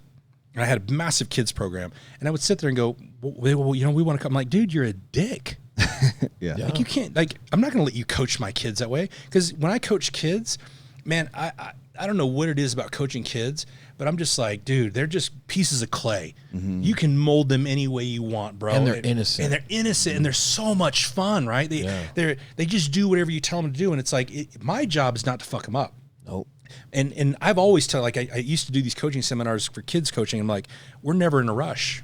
I'm in no fucking rush. I have years to make this kid great, right? And if you see some of the kids that came out of the gym, that is my claim to fame, right? But I sit there and I'm like, guys would come in and you'd see the disgust of them having to coach these kids. I'm like, that was the only thing that I was ever committed to in that gym. Every day at 4:30, I was there to coach those kids. And what do you think the main difference was between, you know, was it just priorities versus, like, you know, when you, especially in the teams, you know, like and you know, man, Marines love our SEALs. SEALs love their fucking young Marines. You know, there's an interesting relationship between the two, but we stood for something bigger than ourselves, and there was culture and all that romantic stuff. But there's this other thing within, like, Marine Corps infantry, and I'm speaking, and I'm sure Marine Corps across the board. I'm speaking to the infantry because that's where I was born, and I'm sure in the SEALs there was this other part about guys who had came before you, and the respect and professionalism and proficiency you're supposed to adhere to because of the guys that came before you, and if you don't, you pay for it. yeah, Period. And you don't have that, and I'm not saying you need that in the civilian sector. I don't know. But there's a level of accountability with your seniors that keeps you from making mistakes and being a dipshit sometimes. And I just wonder, like in business, you know, and with trainers or maybe other businesses you've experienced, like, is it that lack of being a part of something bigger than yourself, or was a culture of CrossFit just not quite there yet and there wasn't an amount of pride? Or was it that they could kind of fuck off in civilian world and just not be held accountable to a certain level? Or what do you feel? what it comes down to is, you know, it isn't the word CrossFit that made them bad. What it came down to is those coaches were there for them to get better For themselves. They weren't there to make their clients better, and that's the difference. Yeah, that's everything right there. What is your mission? If your mission is for you to look good in the mirror, or is it for your clients to look good in the mirror? And that was something that I encountered. I paid for 27 CrossFit certifications, and out of that, I got one coach. So for layman's terms, yeah, Cody Hermata. Mm-hmm. I've taken Cody with me on 3 different jobs now. That was the one, and another guy named Britt Hutchison. He was a Marine. Yep. Yeah, but he was kind of I had volunteer coaches, so make sure, hey, if you're listening, the volunteer coaches, you don't apply to this. It was the motherfuckers I paid. So I got one paid coach ever. Yeah. One paid coach. So a lot of that instructor status for these guys that were just quote unquote just want to get laid, was that kind of like the guys in high school that were like on the football team just for the jersey? Yeah. Just so they could get laid on homecoming? Yeah, who knew the most about it too? Like, oh man, they know. It's like those nerds who talk about baseball. Yeah. Like, he blah blah. I'm like, hit the ball, it's right down the middle of the plate. I'm like, but you can't. And that was one of the things that I found out in and I don't want to say the CrossFit world, let's say the gym world. Because we see world that a lot of shitty athletes became coaches. Yeah. Mm-hmm. And then like to tell people how to become better athletes. And I'm like, bro, can't do it. And there's a way to make a better athlete. And what people don't realize is I'm a SEAL, right? And the one thing that everybody knows in the SEAL teams is it's 10% physical, 90% mental. And when you coach athletes and you want to make them better, you better get in their brain. Mm-hmm. And in their brain is you give them carrots. You give them a lot of fucking carrots because every now and then you have to give them the stick. Mm-hmm. But if you give them nothing but sticks, don't wonder why they stop listening to you and leave, right? You give them carrots, you tell them how wonderful they are, you tell them how great, how hard they worked. I mean, you tell them how much fun you had with them. And every now and then you're like, and by the way, here's how to do it better. Yeah. You give them less of the worse and more of the better, and then they'll do anything for you. They'll do anything. And I learned that in the SEAL teams, my first platoon in the SEAL teams, I got the shit hazed out of me on the norm. That was the culture of it. There was no war. You beat the fuck out of the new guys. You treat new guys like shit. You don't belong. Buy the fucking beer. Fuck your new guy. Marines with time. SEALs with time. Yeah. Not good. And so when the war started, we actually had a meeting at SEAL Team 7. We were like, we're not doing this. Like, we're not fucking hazing these fucking guys and treating them like shit, just treat them like shit. Yeah. We're going overseas. We're going to go fight bad guys. These new guys, we need to make sure, because my first platoon, there was hatred. Us new guys did not like the old guys, right? It was just a clear line, like, fuck you guys, wherever bar you're going to, we're going somewhere else. Yeah. Because of the hazing and because of the behavior. It was ridiculous. It was stupid, right? And it wasn't about teaching. It was just about being a dick. And it's funny because what I say to you yesterday about what I never did. Didn't happen once, yeah. Not one time. Never haze anybody. And so at SEAL Team 7, and I did, I won't play innocent. I hazed the fuck out of some dudes, right? But it was pre-war. You take them on runs. You take them on ruck runs. What did you do? I taped them up and beat them with a dive pin. Okay, yeah. So it was team guy hazing, right? But when the war started, we basically said, if we're gonna beat a guy down, it's because he deserves it, not just because we want to do it. Well, and that's what I'm talking about. Yeah. Not just for the sake of you being new. And the reason we would do it, though, is if we're going to beat you down, it's so we don't have to do the paperwork on you. This is your one opportunity to not get paperwork, because what you did deserves paper. This is Wes saying, we like you. We're going to get you fucking some licks. You fucked up. But the culture at SEAL Team 7 was the best culture I've ever been in until I got to the company I work for now. Yeah. Right? The culture of SEAL Team 7, everybody knew what the mission was. Everybody knew exactly what we were going to do, and everybody wanted to be part of it. And this is super important. So when we bounce this back to business, we were talking about this on the drive here when I picked you up from the airport. It's so rare. Like, so when you're on the teams, or like, hey, where I come from with the Toshes, in the Marine Corps, guys love you and care about you, and you make a mistake, like, you might pay for it. Yeah. But they got your back. Got your back. And you're going to be okay. In entrepreneurship, hey, man, you're a commodity. Yeah. Everything's a commodity. So if you're gonna mess up or just not do a good job, like, hey, there's 20,000 more of you that are gonna do a good job. It's brand that becomes important. But I want to get your opinion on relationships, because it sounds like relationships were huge in the teams, and it also sounds like when you make the comments of, hey, it's never been better until where I work now. I've obviously had some time to build a relationship with you, and I've known Tosh for a while, and Eli and I, and I'm definitely not mistake-free. With you, I am. For some reason, I'm always right when it comes to talking to you. But feeling like guys have your back. Eli and I have such a tight circle with our accolades and what we've accomplished in business, but I really talk to a lot of people about how rare it is to find those relationships. And I've literally told him, and we've had the tears coming out of our face because we put $5 in our bank account. We're buying fucking diapers today, but just like, hey, thank you for having my fucking back on this crazy roller coaster ride of building our company and believing in me, and I'm believing in you. And man, I haven't felt that bond since this. And it's so rare in entrepreneurship and in the business world. And how do you go about, like, we obviously know how you went about it in the military and being in the teams. Now with like where you're at, how do you apply, like, what's Dan look like when he makes decisions to expand on a relationship or give a new relationship time, and how tight does your circle stay, and how sacred is that to you? How rare is it for you in your experience, the camaraderie and the relationships that matter to you in the entrepreneur world? I believe I'm one of the most blessed people on earth to have relationships I have now. And I'm blessed not because I have them, because they're still there. Because in my brain, the way my brain works, remember, I was an alcoholic. Right. And, I don't hide the fact that's what I do for a living now. Right. I was an alcoholic, and I destroyed relationships. I embarrassed myself, and I embarrassed others. And I didn't do it once or twice. I did it many, many times. And so when I decided to go become sober and go to the most radical therapy ever known to mankind, get a baseball bat to the side of the head and come back on the other side as a non-drinker and a That's metaphorical, by the way. Metaphorical. Don't try that at home. And be a flower-sniffing hippie. The relationships that are there waiting for me, we're still there, and it's incredibly important for you to understand this too, because we have a mutual friend, right? Brian Tosh,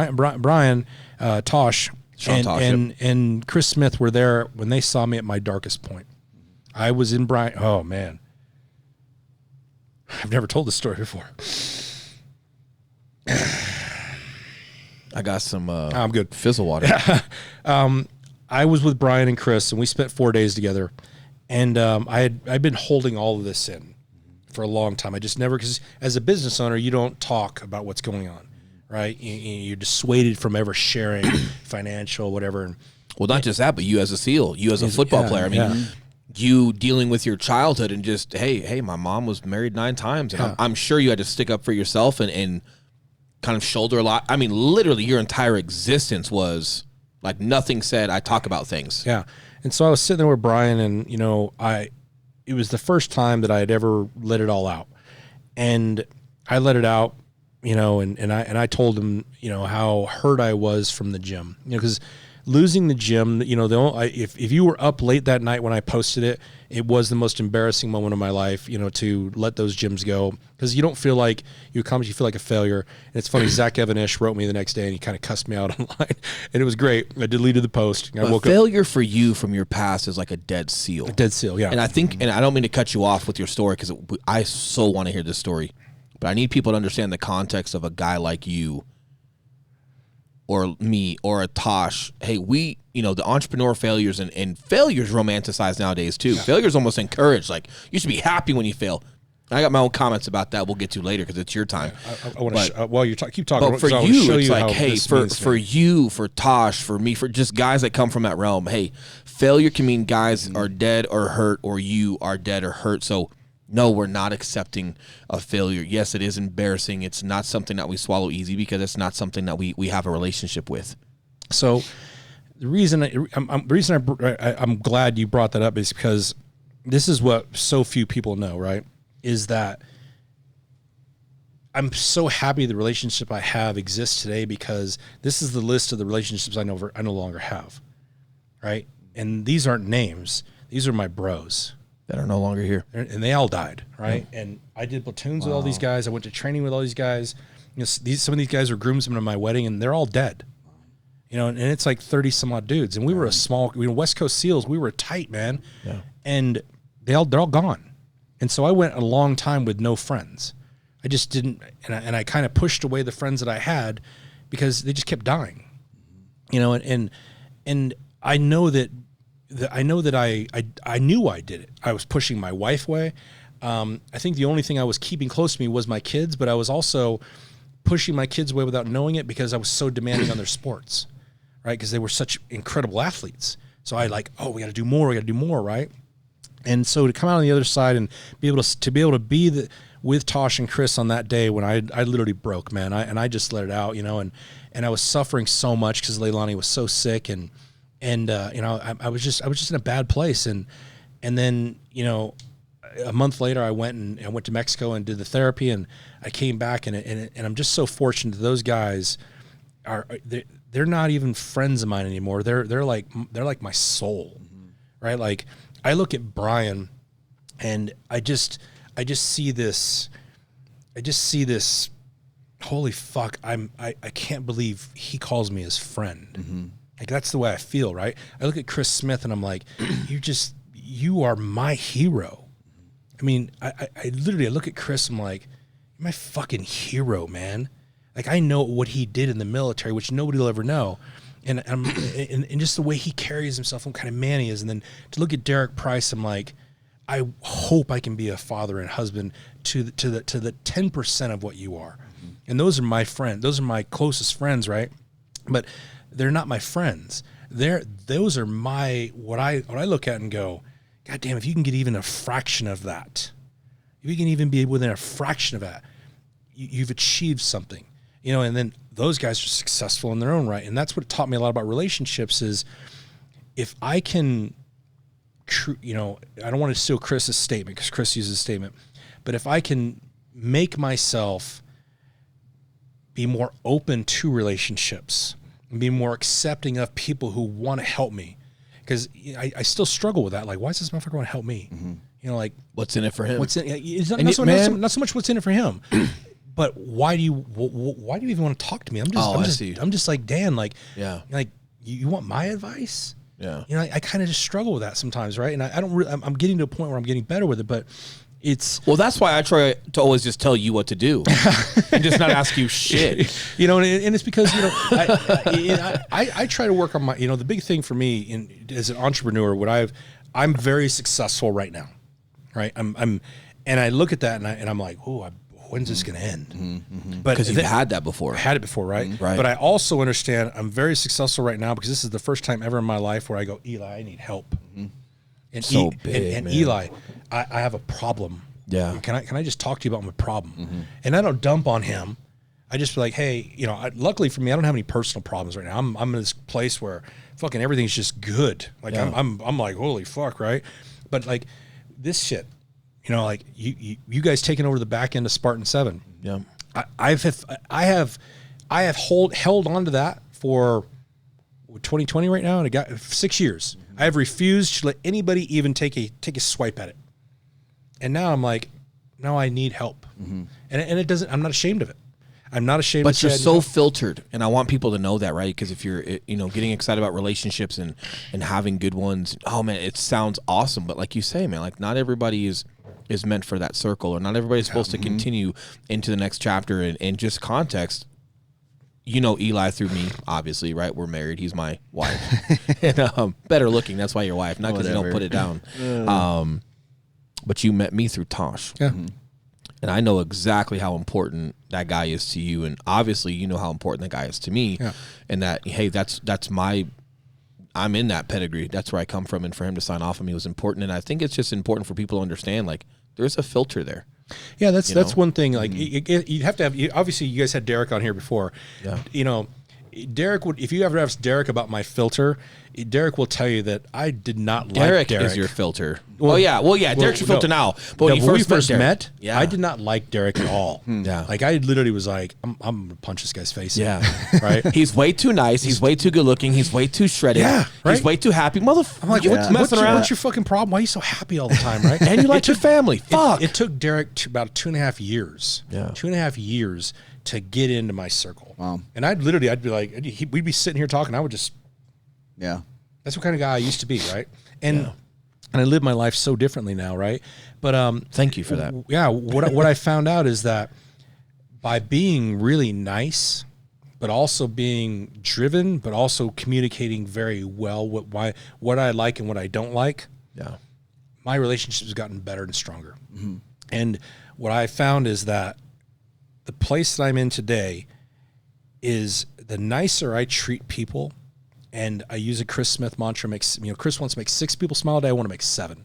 Yeah. So I just because if I say 7, then if I get 4, I'm on track, right? And I say to myself every morning when I drive into an office or any meeting I go into, my problems are not their problems. Yeah, my problems are not their problems. Make 7 people smile.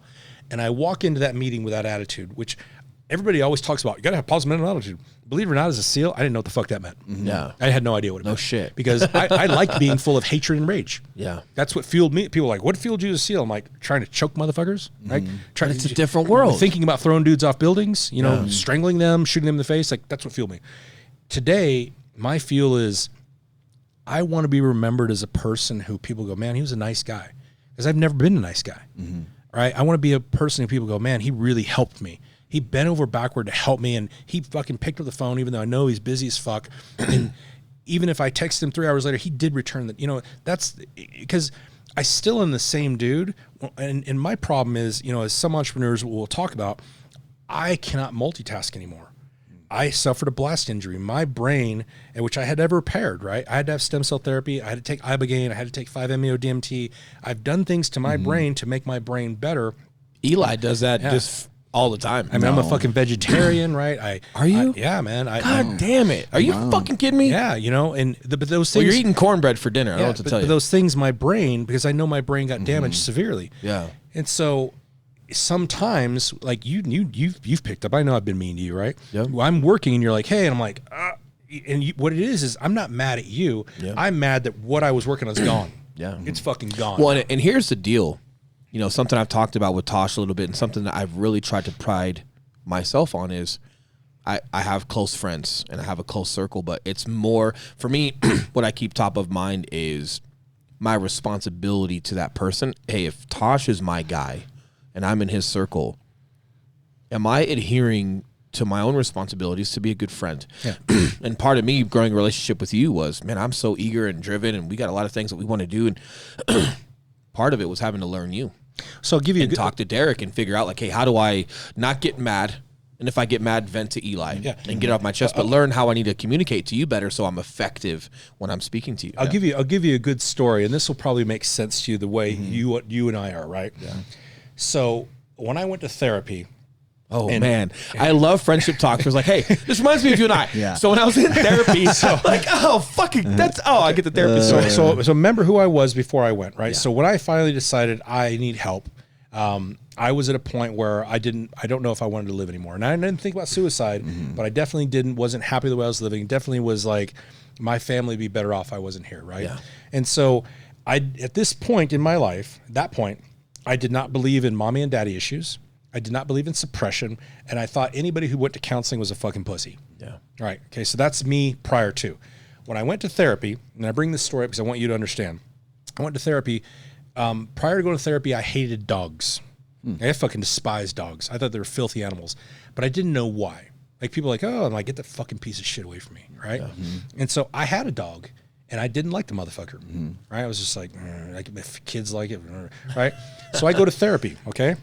And I took a drug called Ibogaine, and that Ibogaine took me on a journey, right? And the journey basically took me through my life. One of the most vivid and horrific memories that came out, I was 7 years old, and I had a dog. And I was I was petting it, I loved my dog, right? And my mom, I still remember like it was yesterday. My mom said it was cold. We were living in Washington, it's September. And she's like, you want a fire?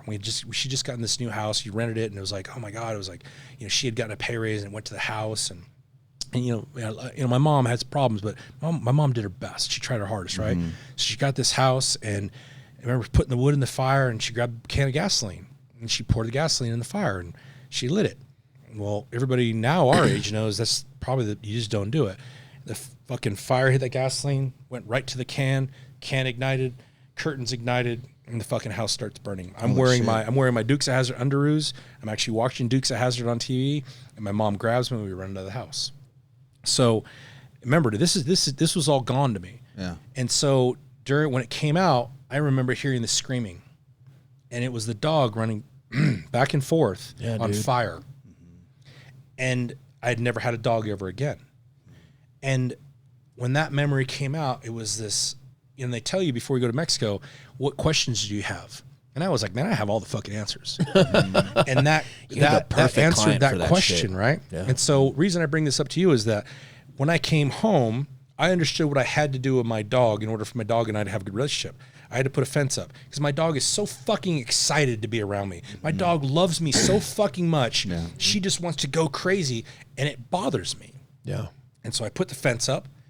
We sit for a few minutes. She calms down, open the gate, and we're friends. And that's what I did with you. You're so fucking excited to be around me that it kind of like, because I'm not used to people liking me well. Right? I'm not used to people wanting to be around me because for basically 20 years I was a fucking asshole. Yeah. I was a complete and total fucking asshole to people.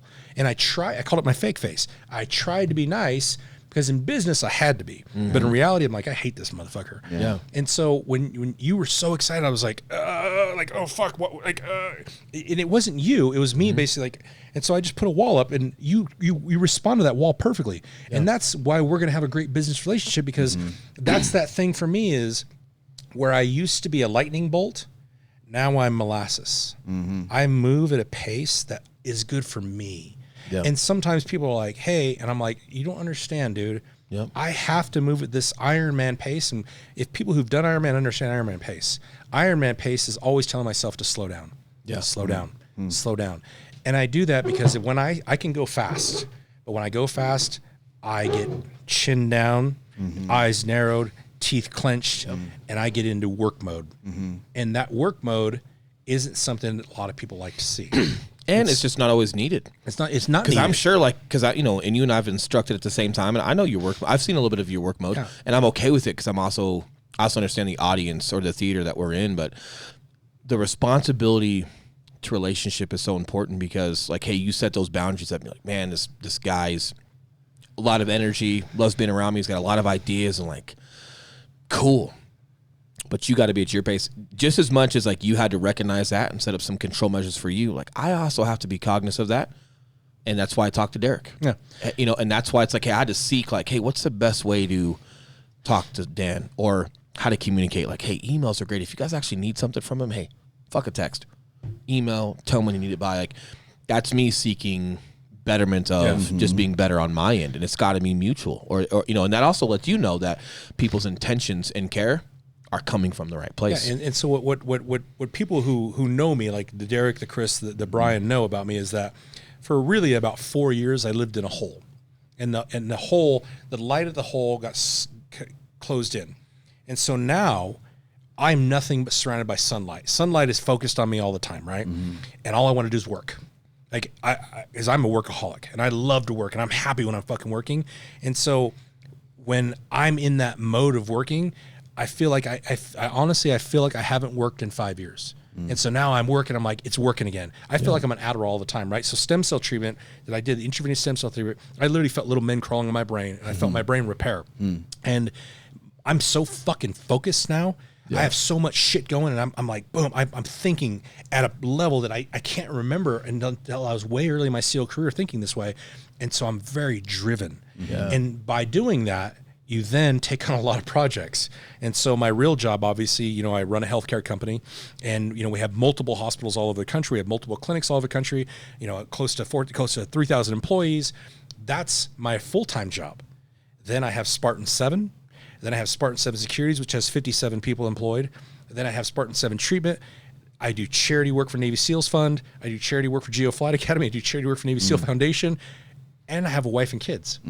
And so when there is a moment to where I say I'm not working, which I have, you know, you guys listening, you come home, work ends. That's my rule for me. And I believe that's my success. My success is that I work when I'm at my office, and the moment I walk in the door, I'm with my queen. You notice that I don't answer my phone. I don't answer my texts.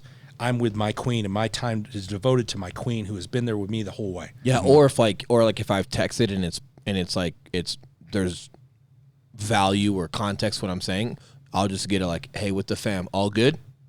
Yep, enjoy. Holler at you Monday. Yeah. Like, because it's like, hey, unless you're on fire, you're good? Like, yep, hey, all good. And, you know, and that's because I to me, my success is, it starts in my home. I wake up the way I wake up. I hold my queen in the morning, and I kiss her, and I hold her. She's still sleeping. I then get out of bed. I then go through my day. I let my dogs out to my beautiful backyard. I drink my tea. I listen to my music. Everything about my day is a procedure. The moment I get in that car to work, work has begun. I get to my office. I work. I don't ever leave my desk once I'm at work. I am working or I'm in meetings, and I eat at my desk. I do everything at my desk. Right? I got my workout done in the morning. Boom. I drive home. I do not walk in that door until all the work is done. So I'll sit in my garage, hour and a half on phone. So sometimes you come home late. Yeah. You know, But what you're saying is, hey, I'd rather come home late than come home and be distracted. Because if I come home and I'm half being husband and dad and half working, I'm not really doing great at either one of them. It'd be better to just stay off. Either one of them. Come home late, but when I come home, I'm here. And you're not allowing. And here's here's my thing. I'm huge on complacency. I'm huge on erosion of habit. If you decide to do that, you just let that habit creep in, and you're going to start doing that. Before you know it, then you're working at dinner. Before you know it, you're not good at either one of them. No, and you know what's funny is you've been with me now. Eli's been with me. I talk about front sight focus. Yeah. You know, we talk about front sight focus. Guys like, oh, you mean the gun? I'm like, kinda. Front sight focus to me is right now I'm in a conversation with you. Yep. You are absolutely my entire focus. That doesn't exist to me, that phone. Right. Eli is here. When I face Eli, I am in a communication with Eli. I am absolutely 100% into this moment right now. When this moment is over, I am in 100% into the next moment. I'm not 70%. And there's no such thing as this bullshit 110%. right? I'm fucking in it to win it. And remember, I'm not in it to win. Winning's kicking field goals. I don't kick fucking field goals. I embarrass motherfuckers. I crush life. That's my focus. And so when I'm home with my queen and my children, I am fucking in the moment. Well, and there's an integrity behind that, right? Because it's like, hey, if you're out there leading companies and you're doing certain things, and that's your creed and that's who you are, how can it not be toward your family? Yeah. You know, and it's cool that you try to like help out and just pay it forward by telling some younger guys like, hey, you don't need to live the combat of life. Don't wait till your wife has cancer before you then learn a lesson. Like, try to learn that from me. And it's super important. And curious on your advice for youngsters. And this is why I asked the question, like, hey, do you ever come home late? Obviously, Elon and I, we've crushed a lot of accolades, but we're still growing. We're still building our brand and all that good stuff. So a lot. And my wife and his wife is cool with it. Thank you. Oh, I've got some. Sometimes there's late nights. Like, you have to, like, getting a rocket off the ground is way harder than, maybe not harder, but there's a lot more energy behind getting it off the ground versus when it's in orbit. When it's in orbit, there's just different roles and responsibilities to that. But we're kind of in that, getting that rocket off the ground. And sometimes, not that work is ever a priority over family, but okay, family's at home, everyone's healthy, everyone's safe. Hey, dad's just got to work because I want this to be here one day, so we're here one day, you know. And it's still important at our level, like, to understand Dan's not telling you not to work. No. Dan's trying to get you to compartmentalize and put it where it needs to be. I will tell you what I mean. So this is what I mean, is if this rings, this has become a priority. But this little green thing right here, that's called a text message. That means I can answer that motherfucker when I feel like it. Yep. This little envelope here, that's mail. That used to come with a stamp on it. That's the way I treat it. When I feel like answering this thing, I will answer it. Yeah. I'm in no rush. And so what I try to tell guys all the time is it's okay to work late. It's fine. I work late a lot. However, by you working an extra hour tonight, is that shit going to be there waiting for you tomorrow? The answer is 90% yes. So guess what? If it's not going to, if you're not going to finish it tonight, then fucking start on it again tomorrow. Because guess what you're doing that night? You're not focused. You're tired. You're not giving your best effort to it. You're no longer 100%. And who's judging you when it gets done? And something that I want to hit on is, and you breezed right through it like it's no big deal, but it is a big deal. How much work you get done during your work day. I was just about to say that, yeah. Okay, man, I'm not going to brunch, lunch, happy hour, and barely getting shit done throughout the day, and then dragging my work and my social media into the night. Like, no, when I'm at work, like, it's here and it's hyper focused and compartmentalized. And I bet the amount of shit you can get done in the 8 to 10 hour period is phenomenal, to where you have accomplished a ton, probably more than most, where you got no problem hanging out with family because you probably did the same in what somebody does in 2 weeks, a day. Well, I am also lucky, right? So myself and my CEO, so Andrew's the CEO and I'm a chief of staff, right? And I'm filling some COO roles as you know, until he decides if he wants to keep me there or not. But one thing we did is we hired a sheriff, and Sheriff Suzanne, her entire job is to protect the door. And so when that door is closed, you don't come in unless you have a meeting. And the reason being is the leadership that we took over for had open door policy, which is great. Everybody talks about open door, open door. Well, here's the reality. This is what I want. For master sergeants that don't have a fucking job. Exactly. Well, this is what I want entrepreneurs to understand. And this is what they have to understand in order to understand time. An email is 30 minutes. A conversation with a human being is 30 minutes to an hour. So if your ass has an open door policy, guess what you just lost? Your entire day. A phone call, there's time. A text is 5 minutes. So every time you do this social media shit, every time you have an open door policy, you have an open phone policy, and you wonder why your work is, why you're home at 11 o'clock at night working, think about all the shit you've done. So people go, man, you leave, like, sometimes you leave here like 4 o'clock. My work is done. Like, and then they go, then I'll do my weekly report. Like, God damn, how'd you get all that done? Because I don't fuck around on that thing. Yeah. You don't see me. I do this little social media when I poop. I go poo-poo, I social media. Fuck yeah. Right? Yeah. That's my social media time. Yeah. It's all I good. read my paper when I poop, Yep. but when I'm behind my desk, it's work. And I get pissy if somebody comes in and Suzanne's like, hey, they really need to speak to you. They come in and I'm like, what is it?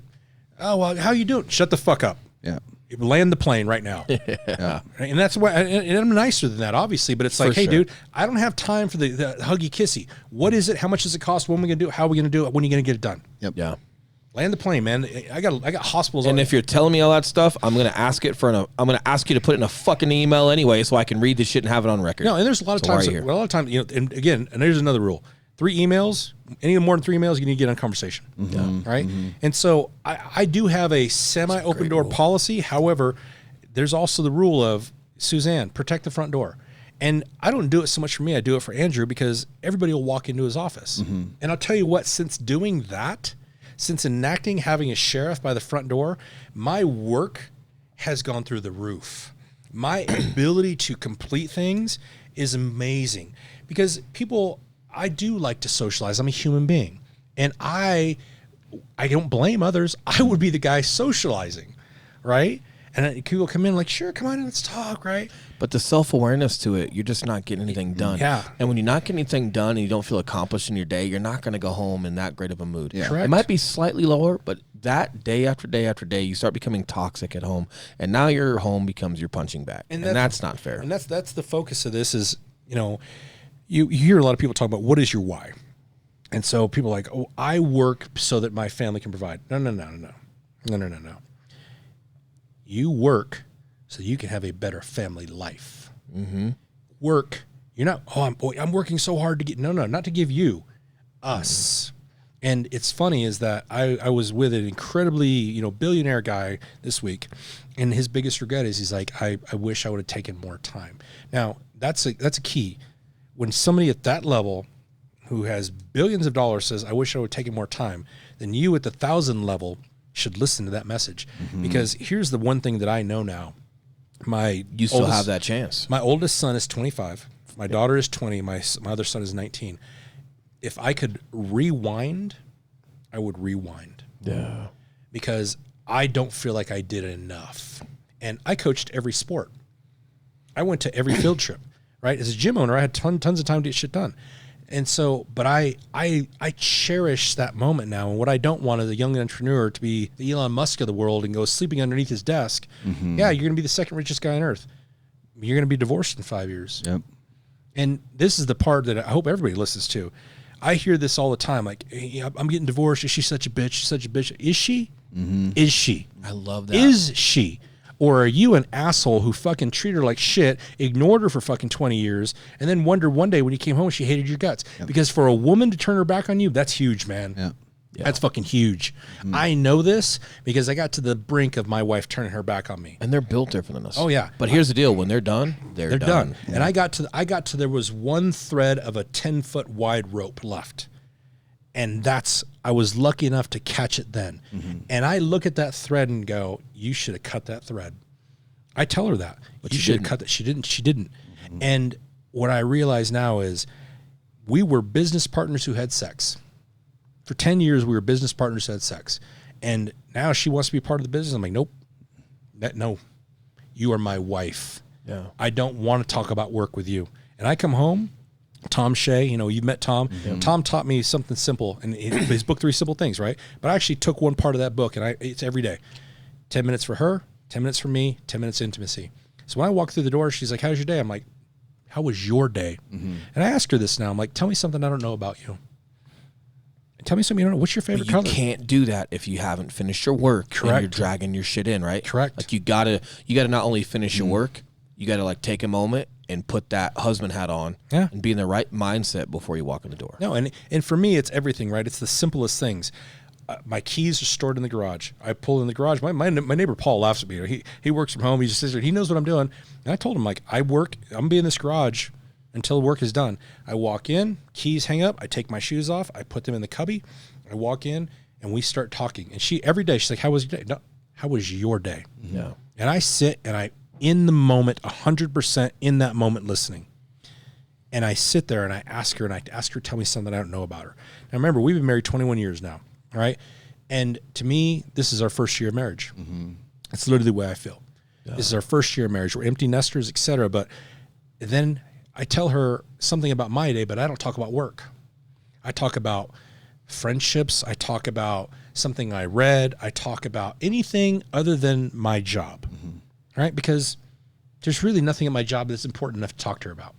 right? I run hospitals. We have COVID. We have addiction. Putting out fires. Yeah, put out fire. Like that's an hour, 2 hour long conversation. I want to talk about that shit. I did that work. And then the next part is intimacy. We like to go sit on the deck, and we just sit there. And luckily, I've been fortunate enough to make enough money now to buy a beautiful home with a river in the backyard.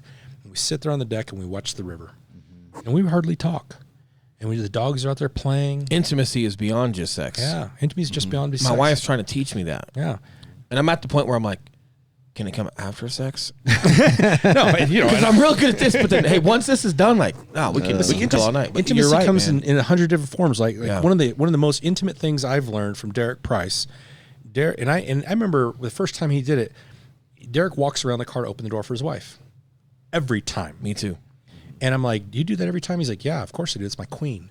And I remember just kind of like being blown away. Like, because if you see Derek Price, women throw themselves at Derek Price. I threw myself at Derek. I did too. Yeah, for the record. Motherfucker is beautiful, right? And his wife is the most amazing woman. But it's that power of love that he shows to her. I'm like, God, if I can do that at 5%, there's just a strength. My marriage will get better. And so I go out of my way, and I get mad at my wife. I'm like, don't touch that door. And she laughs, but I'm like, no, you're my queen. You're my you are the only thing that loved me when nobody else did. Yeah. And that's my focus now. And so when I walk in the door, no matter how many projects, and God, man, I got tons of projects. I got all kinds of stuff, right? It's done. And I get very upset when I have to do it. Right. And so that's my biggest message to people is that when work is over, turn it off. Go throw the football with your kid. Be a father. Take the dog for do the things that you just like. Well, and here's my bad habit, right? Like Keela and I, we're in obviously we're brokers. We're in the real estate world, and there are times where when especially in the Denver market, when you got we just had a listing where we had 85 showings in a couple days and 23 offers. There's some times in those evenings when it's competitive and there's acceptance deadlines that night, you got to do it.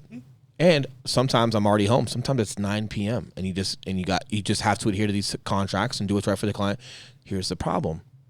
My family, more than supportive. However, when that happens, you have to be able to keep that on a short leash and go, hey, you're at home and you have like you're submitting an offer or you're receiving all these offers and you got to dive into these tonight, even though you're already home because it's a client-based business. But that's very dangerous for me because my family is supportive of my workload and our workload, and they are okay when I have to work from home sometimes like that.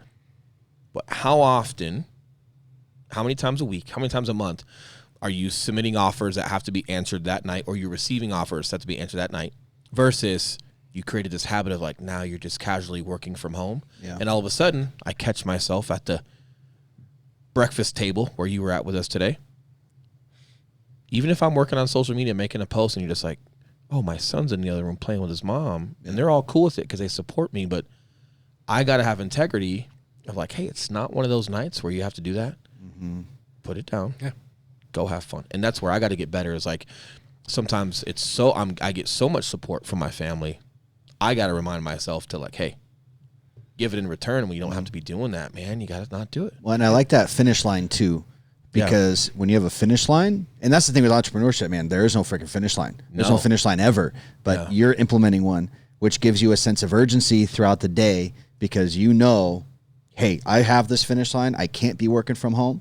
I'm going to get all this shit done before then. And that's one thing I'm taking away is, okay, give yourself this finish line because I am the one where it's like, I'll come home and I'll play with Elijah. I'll check the box of cool. I did this for an hour or two, but then I'm back to this.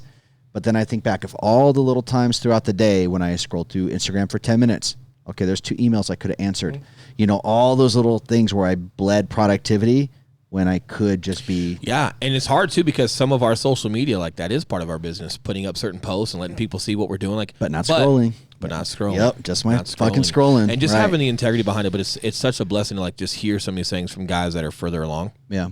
That are like, hey, because when it first hit me, man, as a father was cash. He was so heavy to carry, right? You think like they're so heavy. I'm this big, strong man. My lady, she can carry cash 10 hours longer than me, right? Yeah. When he started learning how to walk, like he's crawling, he walked. He crawled not for very long and just started walking. And then he started walking more. And then you're like, oh, holding you like that, it's gone. You don't need me like that anymore. Like, I'll carry you when you're tired. I'll carry you upstairs for bed. I'll carry you if you want to grab something from the microwave.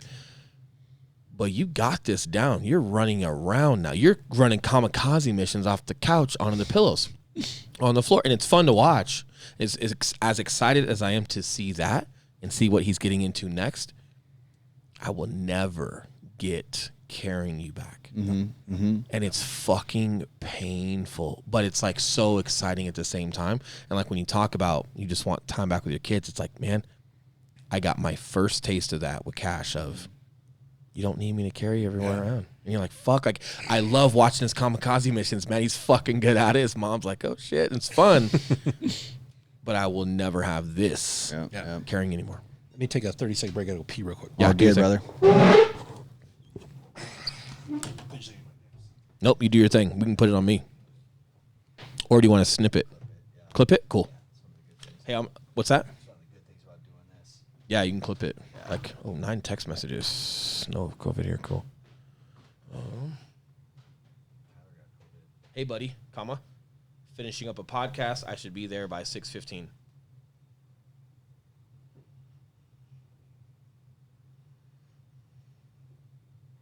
Yeah, he's in a good place. It's just learning him.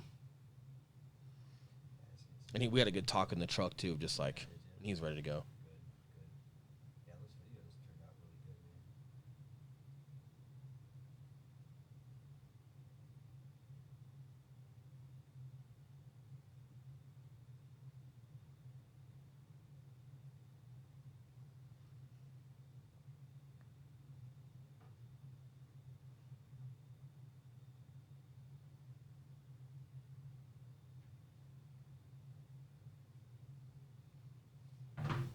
P2.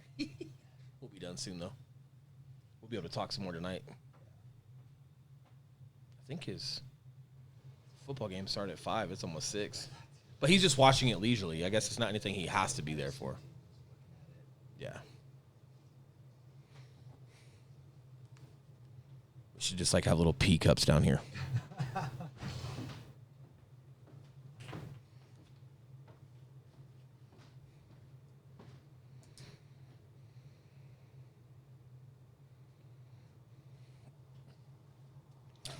Benefit of like not going live, we can just clip this right out. Yeah, man, I fucking start twitching my shorts. I'm like, oh shit! Oh shit! No, we'll start wrapping up too because I know we're already delayed on your game. We'll try to get your game. I'm having fun. Game ain't going nowhere. Let's see here. So, talk about that. You want to start? Should we dive into just like what you got coming up in the future? Sure. And what's going on? Sure. Cool. You cool with that? Absolutely. Yeah. You can just timestamp whatever this is. Yep. Yeah. It's cool. So moving forward into 2021 and beyond, right? Like not only just Spartan7 and what you got going on with that and everything there with instructors, but just Dan. What's Dan got going on coming up? So it's funny you bring that up because I have decided to dial down 10%. So my new 100% will be my 90%. And there's a reason for that is that last year there was no ceiling, right? It was just go. And I had fun.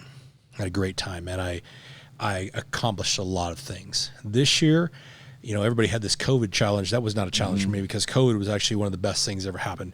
On the Spartan7 side, I had to deal with some stuff, moving some pieces around, but it was still great. We ended up having 2 extra courses that we were outside the schedule. I met you guys. Everything. The Spartan7 security went great because of COVID. Everybody got scared, so I got hired. All right. So that was great. On the American Addiction Centers, which was my full-time job, we went into bankruptcy, which I knew that was happening. So that was one of the reasons I was hired to help reorganize the company. But we're going to be exiting bankruptcy here with new ownership November 30th, and it's exciting because I know that I'm going to keep my job, which is you don't know when you're going to, as an upper level executive, you don't know if you're going to keep your job when new ownership comes in. And so knowing that I'm going to keep my job and be able to keep growing the company and doing all the things I'm going to do, I found myself twice this year getting frustrated. And so when you when you pour your heart and soul into this veteran treatment program, which I've essentially fire hosed, to have time incidents where you up until June we were financially doing very well. I was part of the team that cut $110 million off our budget. And 110 million? 110 million, yeah. No big deal. And so we it's all right. Yeah, we got to a point where we were profitable again. We go, but we had so much debt that we literally just couldn't get. We were never going to succeed without getting the debt. And we fought and we fought and we did everything we could to not declare Chapter 11. And so that first punch in the gut was us deciding we're going to declare Chapter 11, which was, when you hear those words, because I've never been through it before, it's very scary. And it was I had a bad day, right? So I don't have bad months. I had a bad day. Yeah. But I hadn't had a bad day till that point. And so I got through that. Okay, Chapter 11 is scary. However, Karen Abbott, great, Chief Legal Officer, she's great. Andrew McWilliams, our CEO/CFO, he's great. They took us through it and we freaking rocked it. 3 weeks ago, found out that we may not have jobs at the end of this Chapter 11. I'm like, hold on, man. We had cut another $25 million off the budget. You guys are crushing your jobs. Crushing our jobs, doing everything. And so to find out you've done all this work and you may not have a job at the end of it, I had another bad day. Yeah. And so I looked at that this year, and just the other day I was with my wife, and I told her, I'm like, I'm tired. I'm tired, because, Spartan7 is a year-long event. I condensed it down to about 4 months. Right. So everything that I do in a year, I did in 4 months. And so I think I've had 2 weekends off in 6 months. In the addition now that I'm coaching football at Lipscomb Academy, which is a great honor. Trent Dilfer, Elite 11, to be part of that staff is awesome. And so but I looked at things and I'm like, every year I go to Montana for 10 days and I go shoot gophers, and that's my dancation, right? I haven't done that in 2 years. And I didn't need to do it last year, but this year I'm like, fuck, man, I'm tired. And so the other day, and she's been telling me the whole time, like, hey, you look tired. But I don't feel tired. Yeah. I'm still getting up to the gym, doing my shit. I'm feeling good. But the other day, it kind of hit me, and it was me getting ready for this trip, buying those plane tickets. I'm like, I just bought 5 plane tickets to 5 cities. Yeah. And I wonder if drained is a word. Yeah, I'm drained, Instead right? of tired, but like drained. Like, right, like you don't feel tired, you're good to go, but just drained as far as like how much energy you can put out and everything else. Yeah, right. Yeah. And because without recharging, refilling. I think you guys understand how much stuff that I do on so many different levels, and it's that thing now where I'm like, I can maintain this. Mm-hmm. I know I can, but what is the detriment to me? Mm-hmm. I've done so much work on myself to become this better person. I've lost 50 pounds. I'm back in the gym. My hormones are in balance. I'm eating great. I'm doing these things. My businesses are crushing it, etc. If I keep this pace up, though, something has to give. Mm-hmm. And I'm not going to be taking the time to make my salads in the morning, so I'm going to grab a burger. Mm-hmm. I'm not going to, I'm going to be working at home to get some shit done because I have too much stuff on my plate. It means the workouts are going to go, right? And so I just said, I'm dialing back 10% next year. And how are you going to do that? By slowing businesses down, or are you going to be? Is it more integration of decentralized command, as in giving roles and responsibilities to other people, so the pace of the overall accomplishment stays there? It's just you not having to do it all, or is everything slowing down? How do you articulate it? Like, how do you feel? Yeah, so you're going to take over all sales, you and Eli. Right. So that's, all sales. Shit, that's I fucking love it. If you think about that, like Spartan7 made close to $1 million this year. Mm-hmm. Think of how many sales it takes at $5,000 a pop to get there. Mm-hmm. Right? A lot. So we're goddamn cowboys. That was all me. Yeah. It was completely me, right? If you think of every aspect of my travel, I did. I just now hired a personal assistant for my real job, American Addiction Centers, and now I hired another personal assistant for Spartan7 who handles all that travel. So that, even though people are like, oh, but you're just booking plane tickets. Well, yeah. Well, when you book 5, that's 30 minutes. Because I got to book time one, to get the cars, to get the hotels. And those little pebbles add up. Right? Those are fucking because mountains. those tiny insignificant pebbles take away from the other projects. Mm-hmm. And it's not just 30 minutes, because then it takes you out of your mindset and wherever your thought process was in something. Yep. And it takes you out of it. It's not just the time. It's like it takes you out of your flow with whatever else you were doing. And so one of my clients is named Ralph Calafian, right? He's one of the most successful attorneys in the country. He just does very, very well. He takes on some of the biggest cases known to mankind. And I gave Ralph homework about 6 months ago. I'm like, I want you to hit his board, whiteboard behind him. Like 1/3 of that board, I want you to draw a line for, and I want you to spend $150,000 and hire another attorney to do that 1/3. And he listened to me. And then basically about 2 weeks ago, I'm like, I'm not listening to my own bullshit. Yeah. So I'm going to take 10% of my board and I'm going to wipe it off, and I'm going to let other people do it. Because I'm at a point where a lot of people look at, they look at their bank account and they go, yeah, right? I do that. But I'm also at a point now going, I'm going to take some of that bank account and put it in somebody else's pocket so that I can enjoy what's left of it. Mm-hmm. Because I can't go for I didn't take any dancation at all this year. So I'm going for 10 days in April to go kill gophers, and I'm going for 10 days in August to kill some more fucking gophers, right? And during that time frame, I'm not going to work. Yeah. I'm going to walk around the hills of Montana, which I have done every year up until the last 2 years. Yeah. And by doing that, I have to say there's parts of my job that I'm not going to be able to do, so therefore somebody has to do those while I'm gone. Yeah. But here's the flip side of that I think it's important for you to see too. Not only is like, someone has to do this, true, it's also an opportunity for someone to do something and Correct. earn some pay and provide for their family. Yeah. You know what I mean? And that's something on the security side, right? So obviously I have a security company. We have, some of the most, we have notable clients, and those clients didn't hire me for a security company. They wanted Dan. Yeah. And I made a decision that Dan doesn't want to do security anymore. Mm-hmm. Even for, one of the, obviously the coolest client on earth is who I have, right?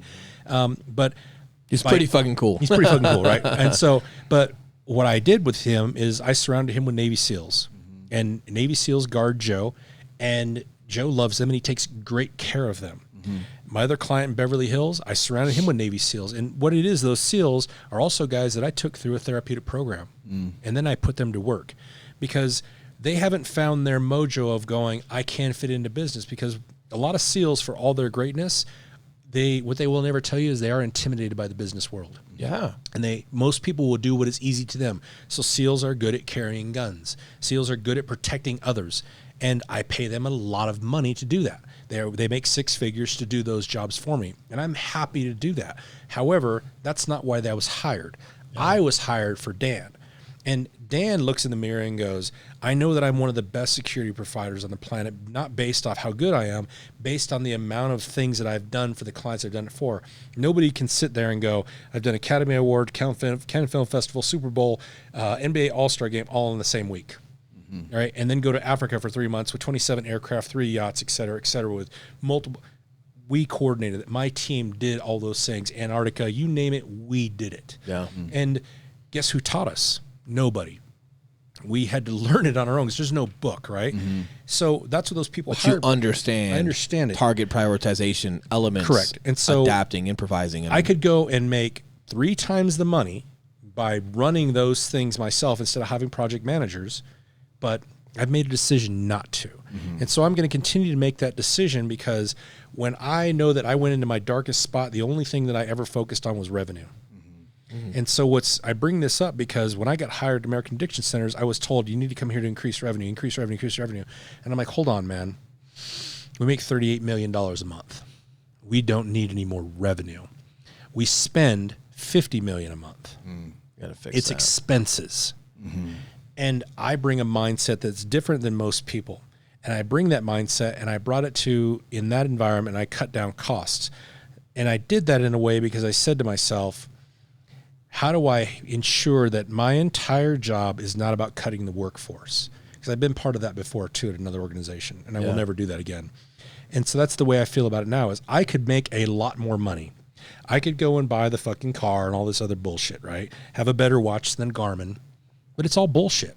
That is not my focus. My focus is having a beautiful home for my queen, to walk into a dealership and buy a car for my queen, to take a vacation that she wants to Mackinac Island, do all that. Fine. The simplicity of my life is I want to go to Montana with a Savage 17 HMR and shoot fucking gophers in the head. But them gophers right? are evil, man. They're evil, right? They're evil little fucks. But the thing is that what used to be the focus for me was revenue is no longer the focus. The focus now is absolute happiness. And yeah, it took a drug to do that. It took a drug and 3 hits off a fucking pipe to do it, right? 5-amino DMT, took a rock ship to heaven.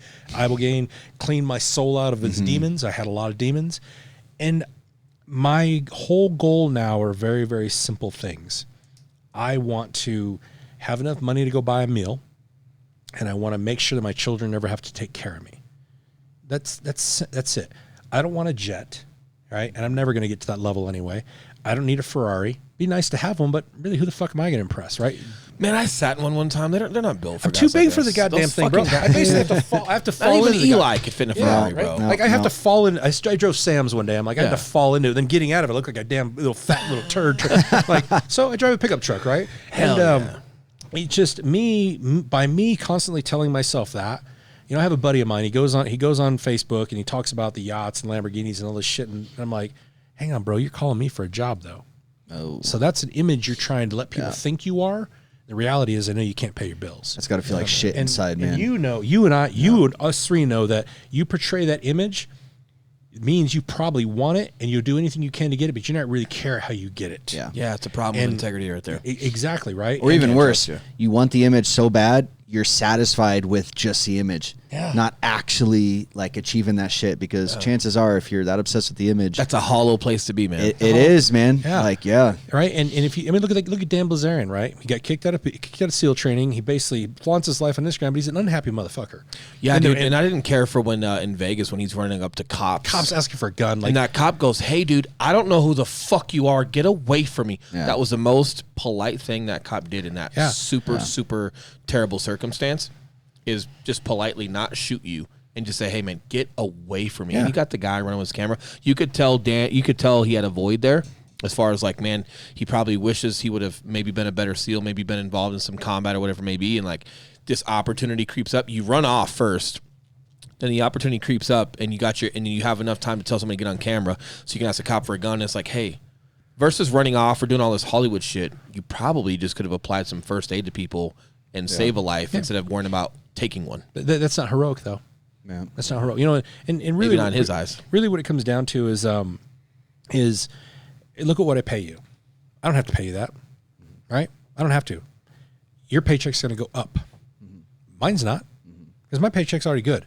Right. My goal is that you don't ever that you look at me and go, God damn, dude, I'm so fucking happy to work for you. My goal is to write you a check, Eli, and go, God damn, dude, I want to make more sales. And Eli's Jewish. That's Right. impressive. Right, you know what I'm saying? You fucking write a Jewish guy a check like that, you're doing Right? well. Right, Yeah. and that's where I'm at right now. Is like if I should pay people what they're worth. Like I call Chris all the time, and me Chris Smith, I can't pay him enough.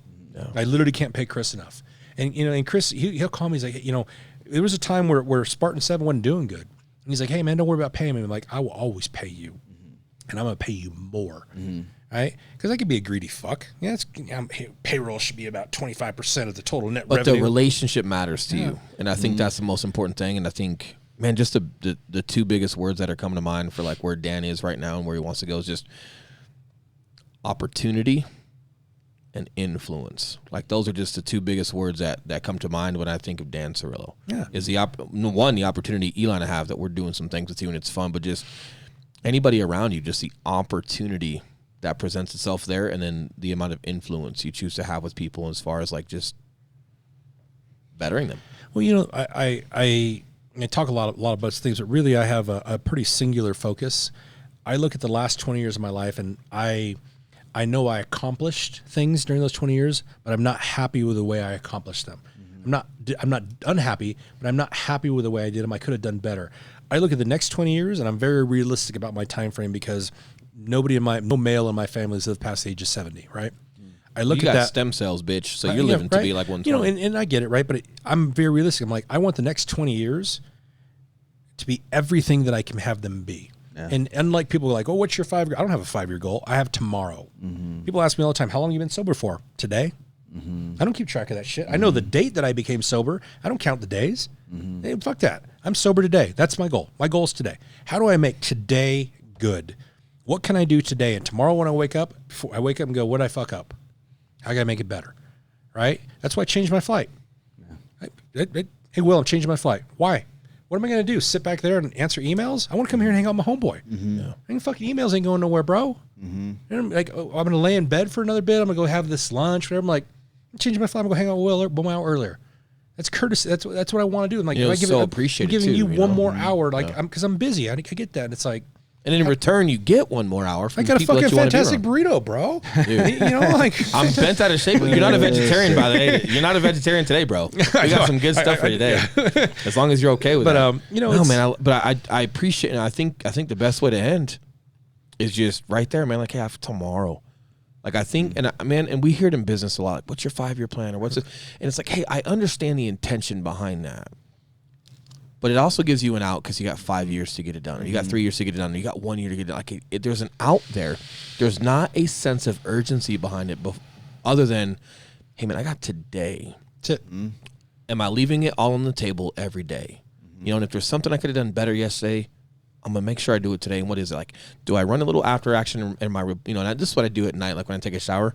That's where I'm like with my thoughts, you know, and I just run a little after action report. Like, hey, what was good? What was not good about today? What am I assessing? And he gets it a lot from me, man. Like, just very rarely does he say something about me that I'm not already like recognizing. And then I have a conversation about it and try to fix like my delivery or something else. And I reflect on it. And then it's got to go. And and now I'm committed to tomorrow. I'm making that better, you know, but man, it's so powerful. I have today. Yeah, I want to end my part with one message, right? I want this message to go to the people listening, and this is going to this is going to anybody who's under incredible stress, and you're kind of in that place where you're like, man, you can see darkness. I want you to tell you that there is a fucking way to fix it, and I want you to tell you that I can give you even more of my story, but I can also tell you that what I went through works, and all this talk about how psychedelics or witch voodoo, etc.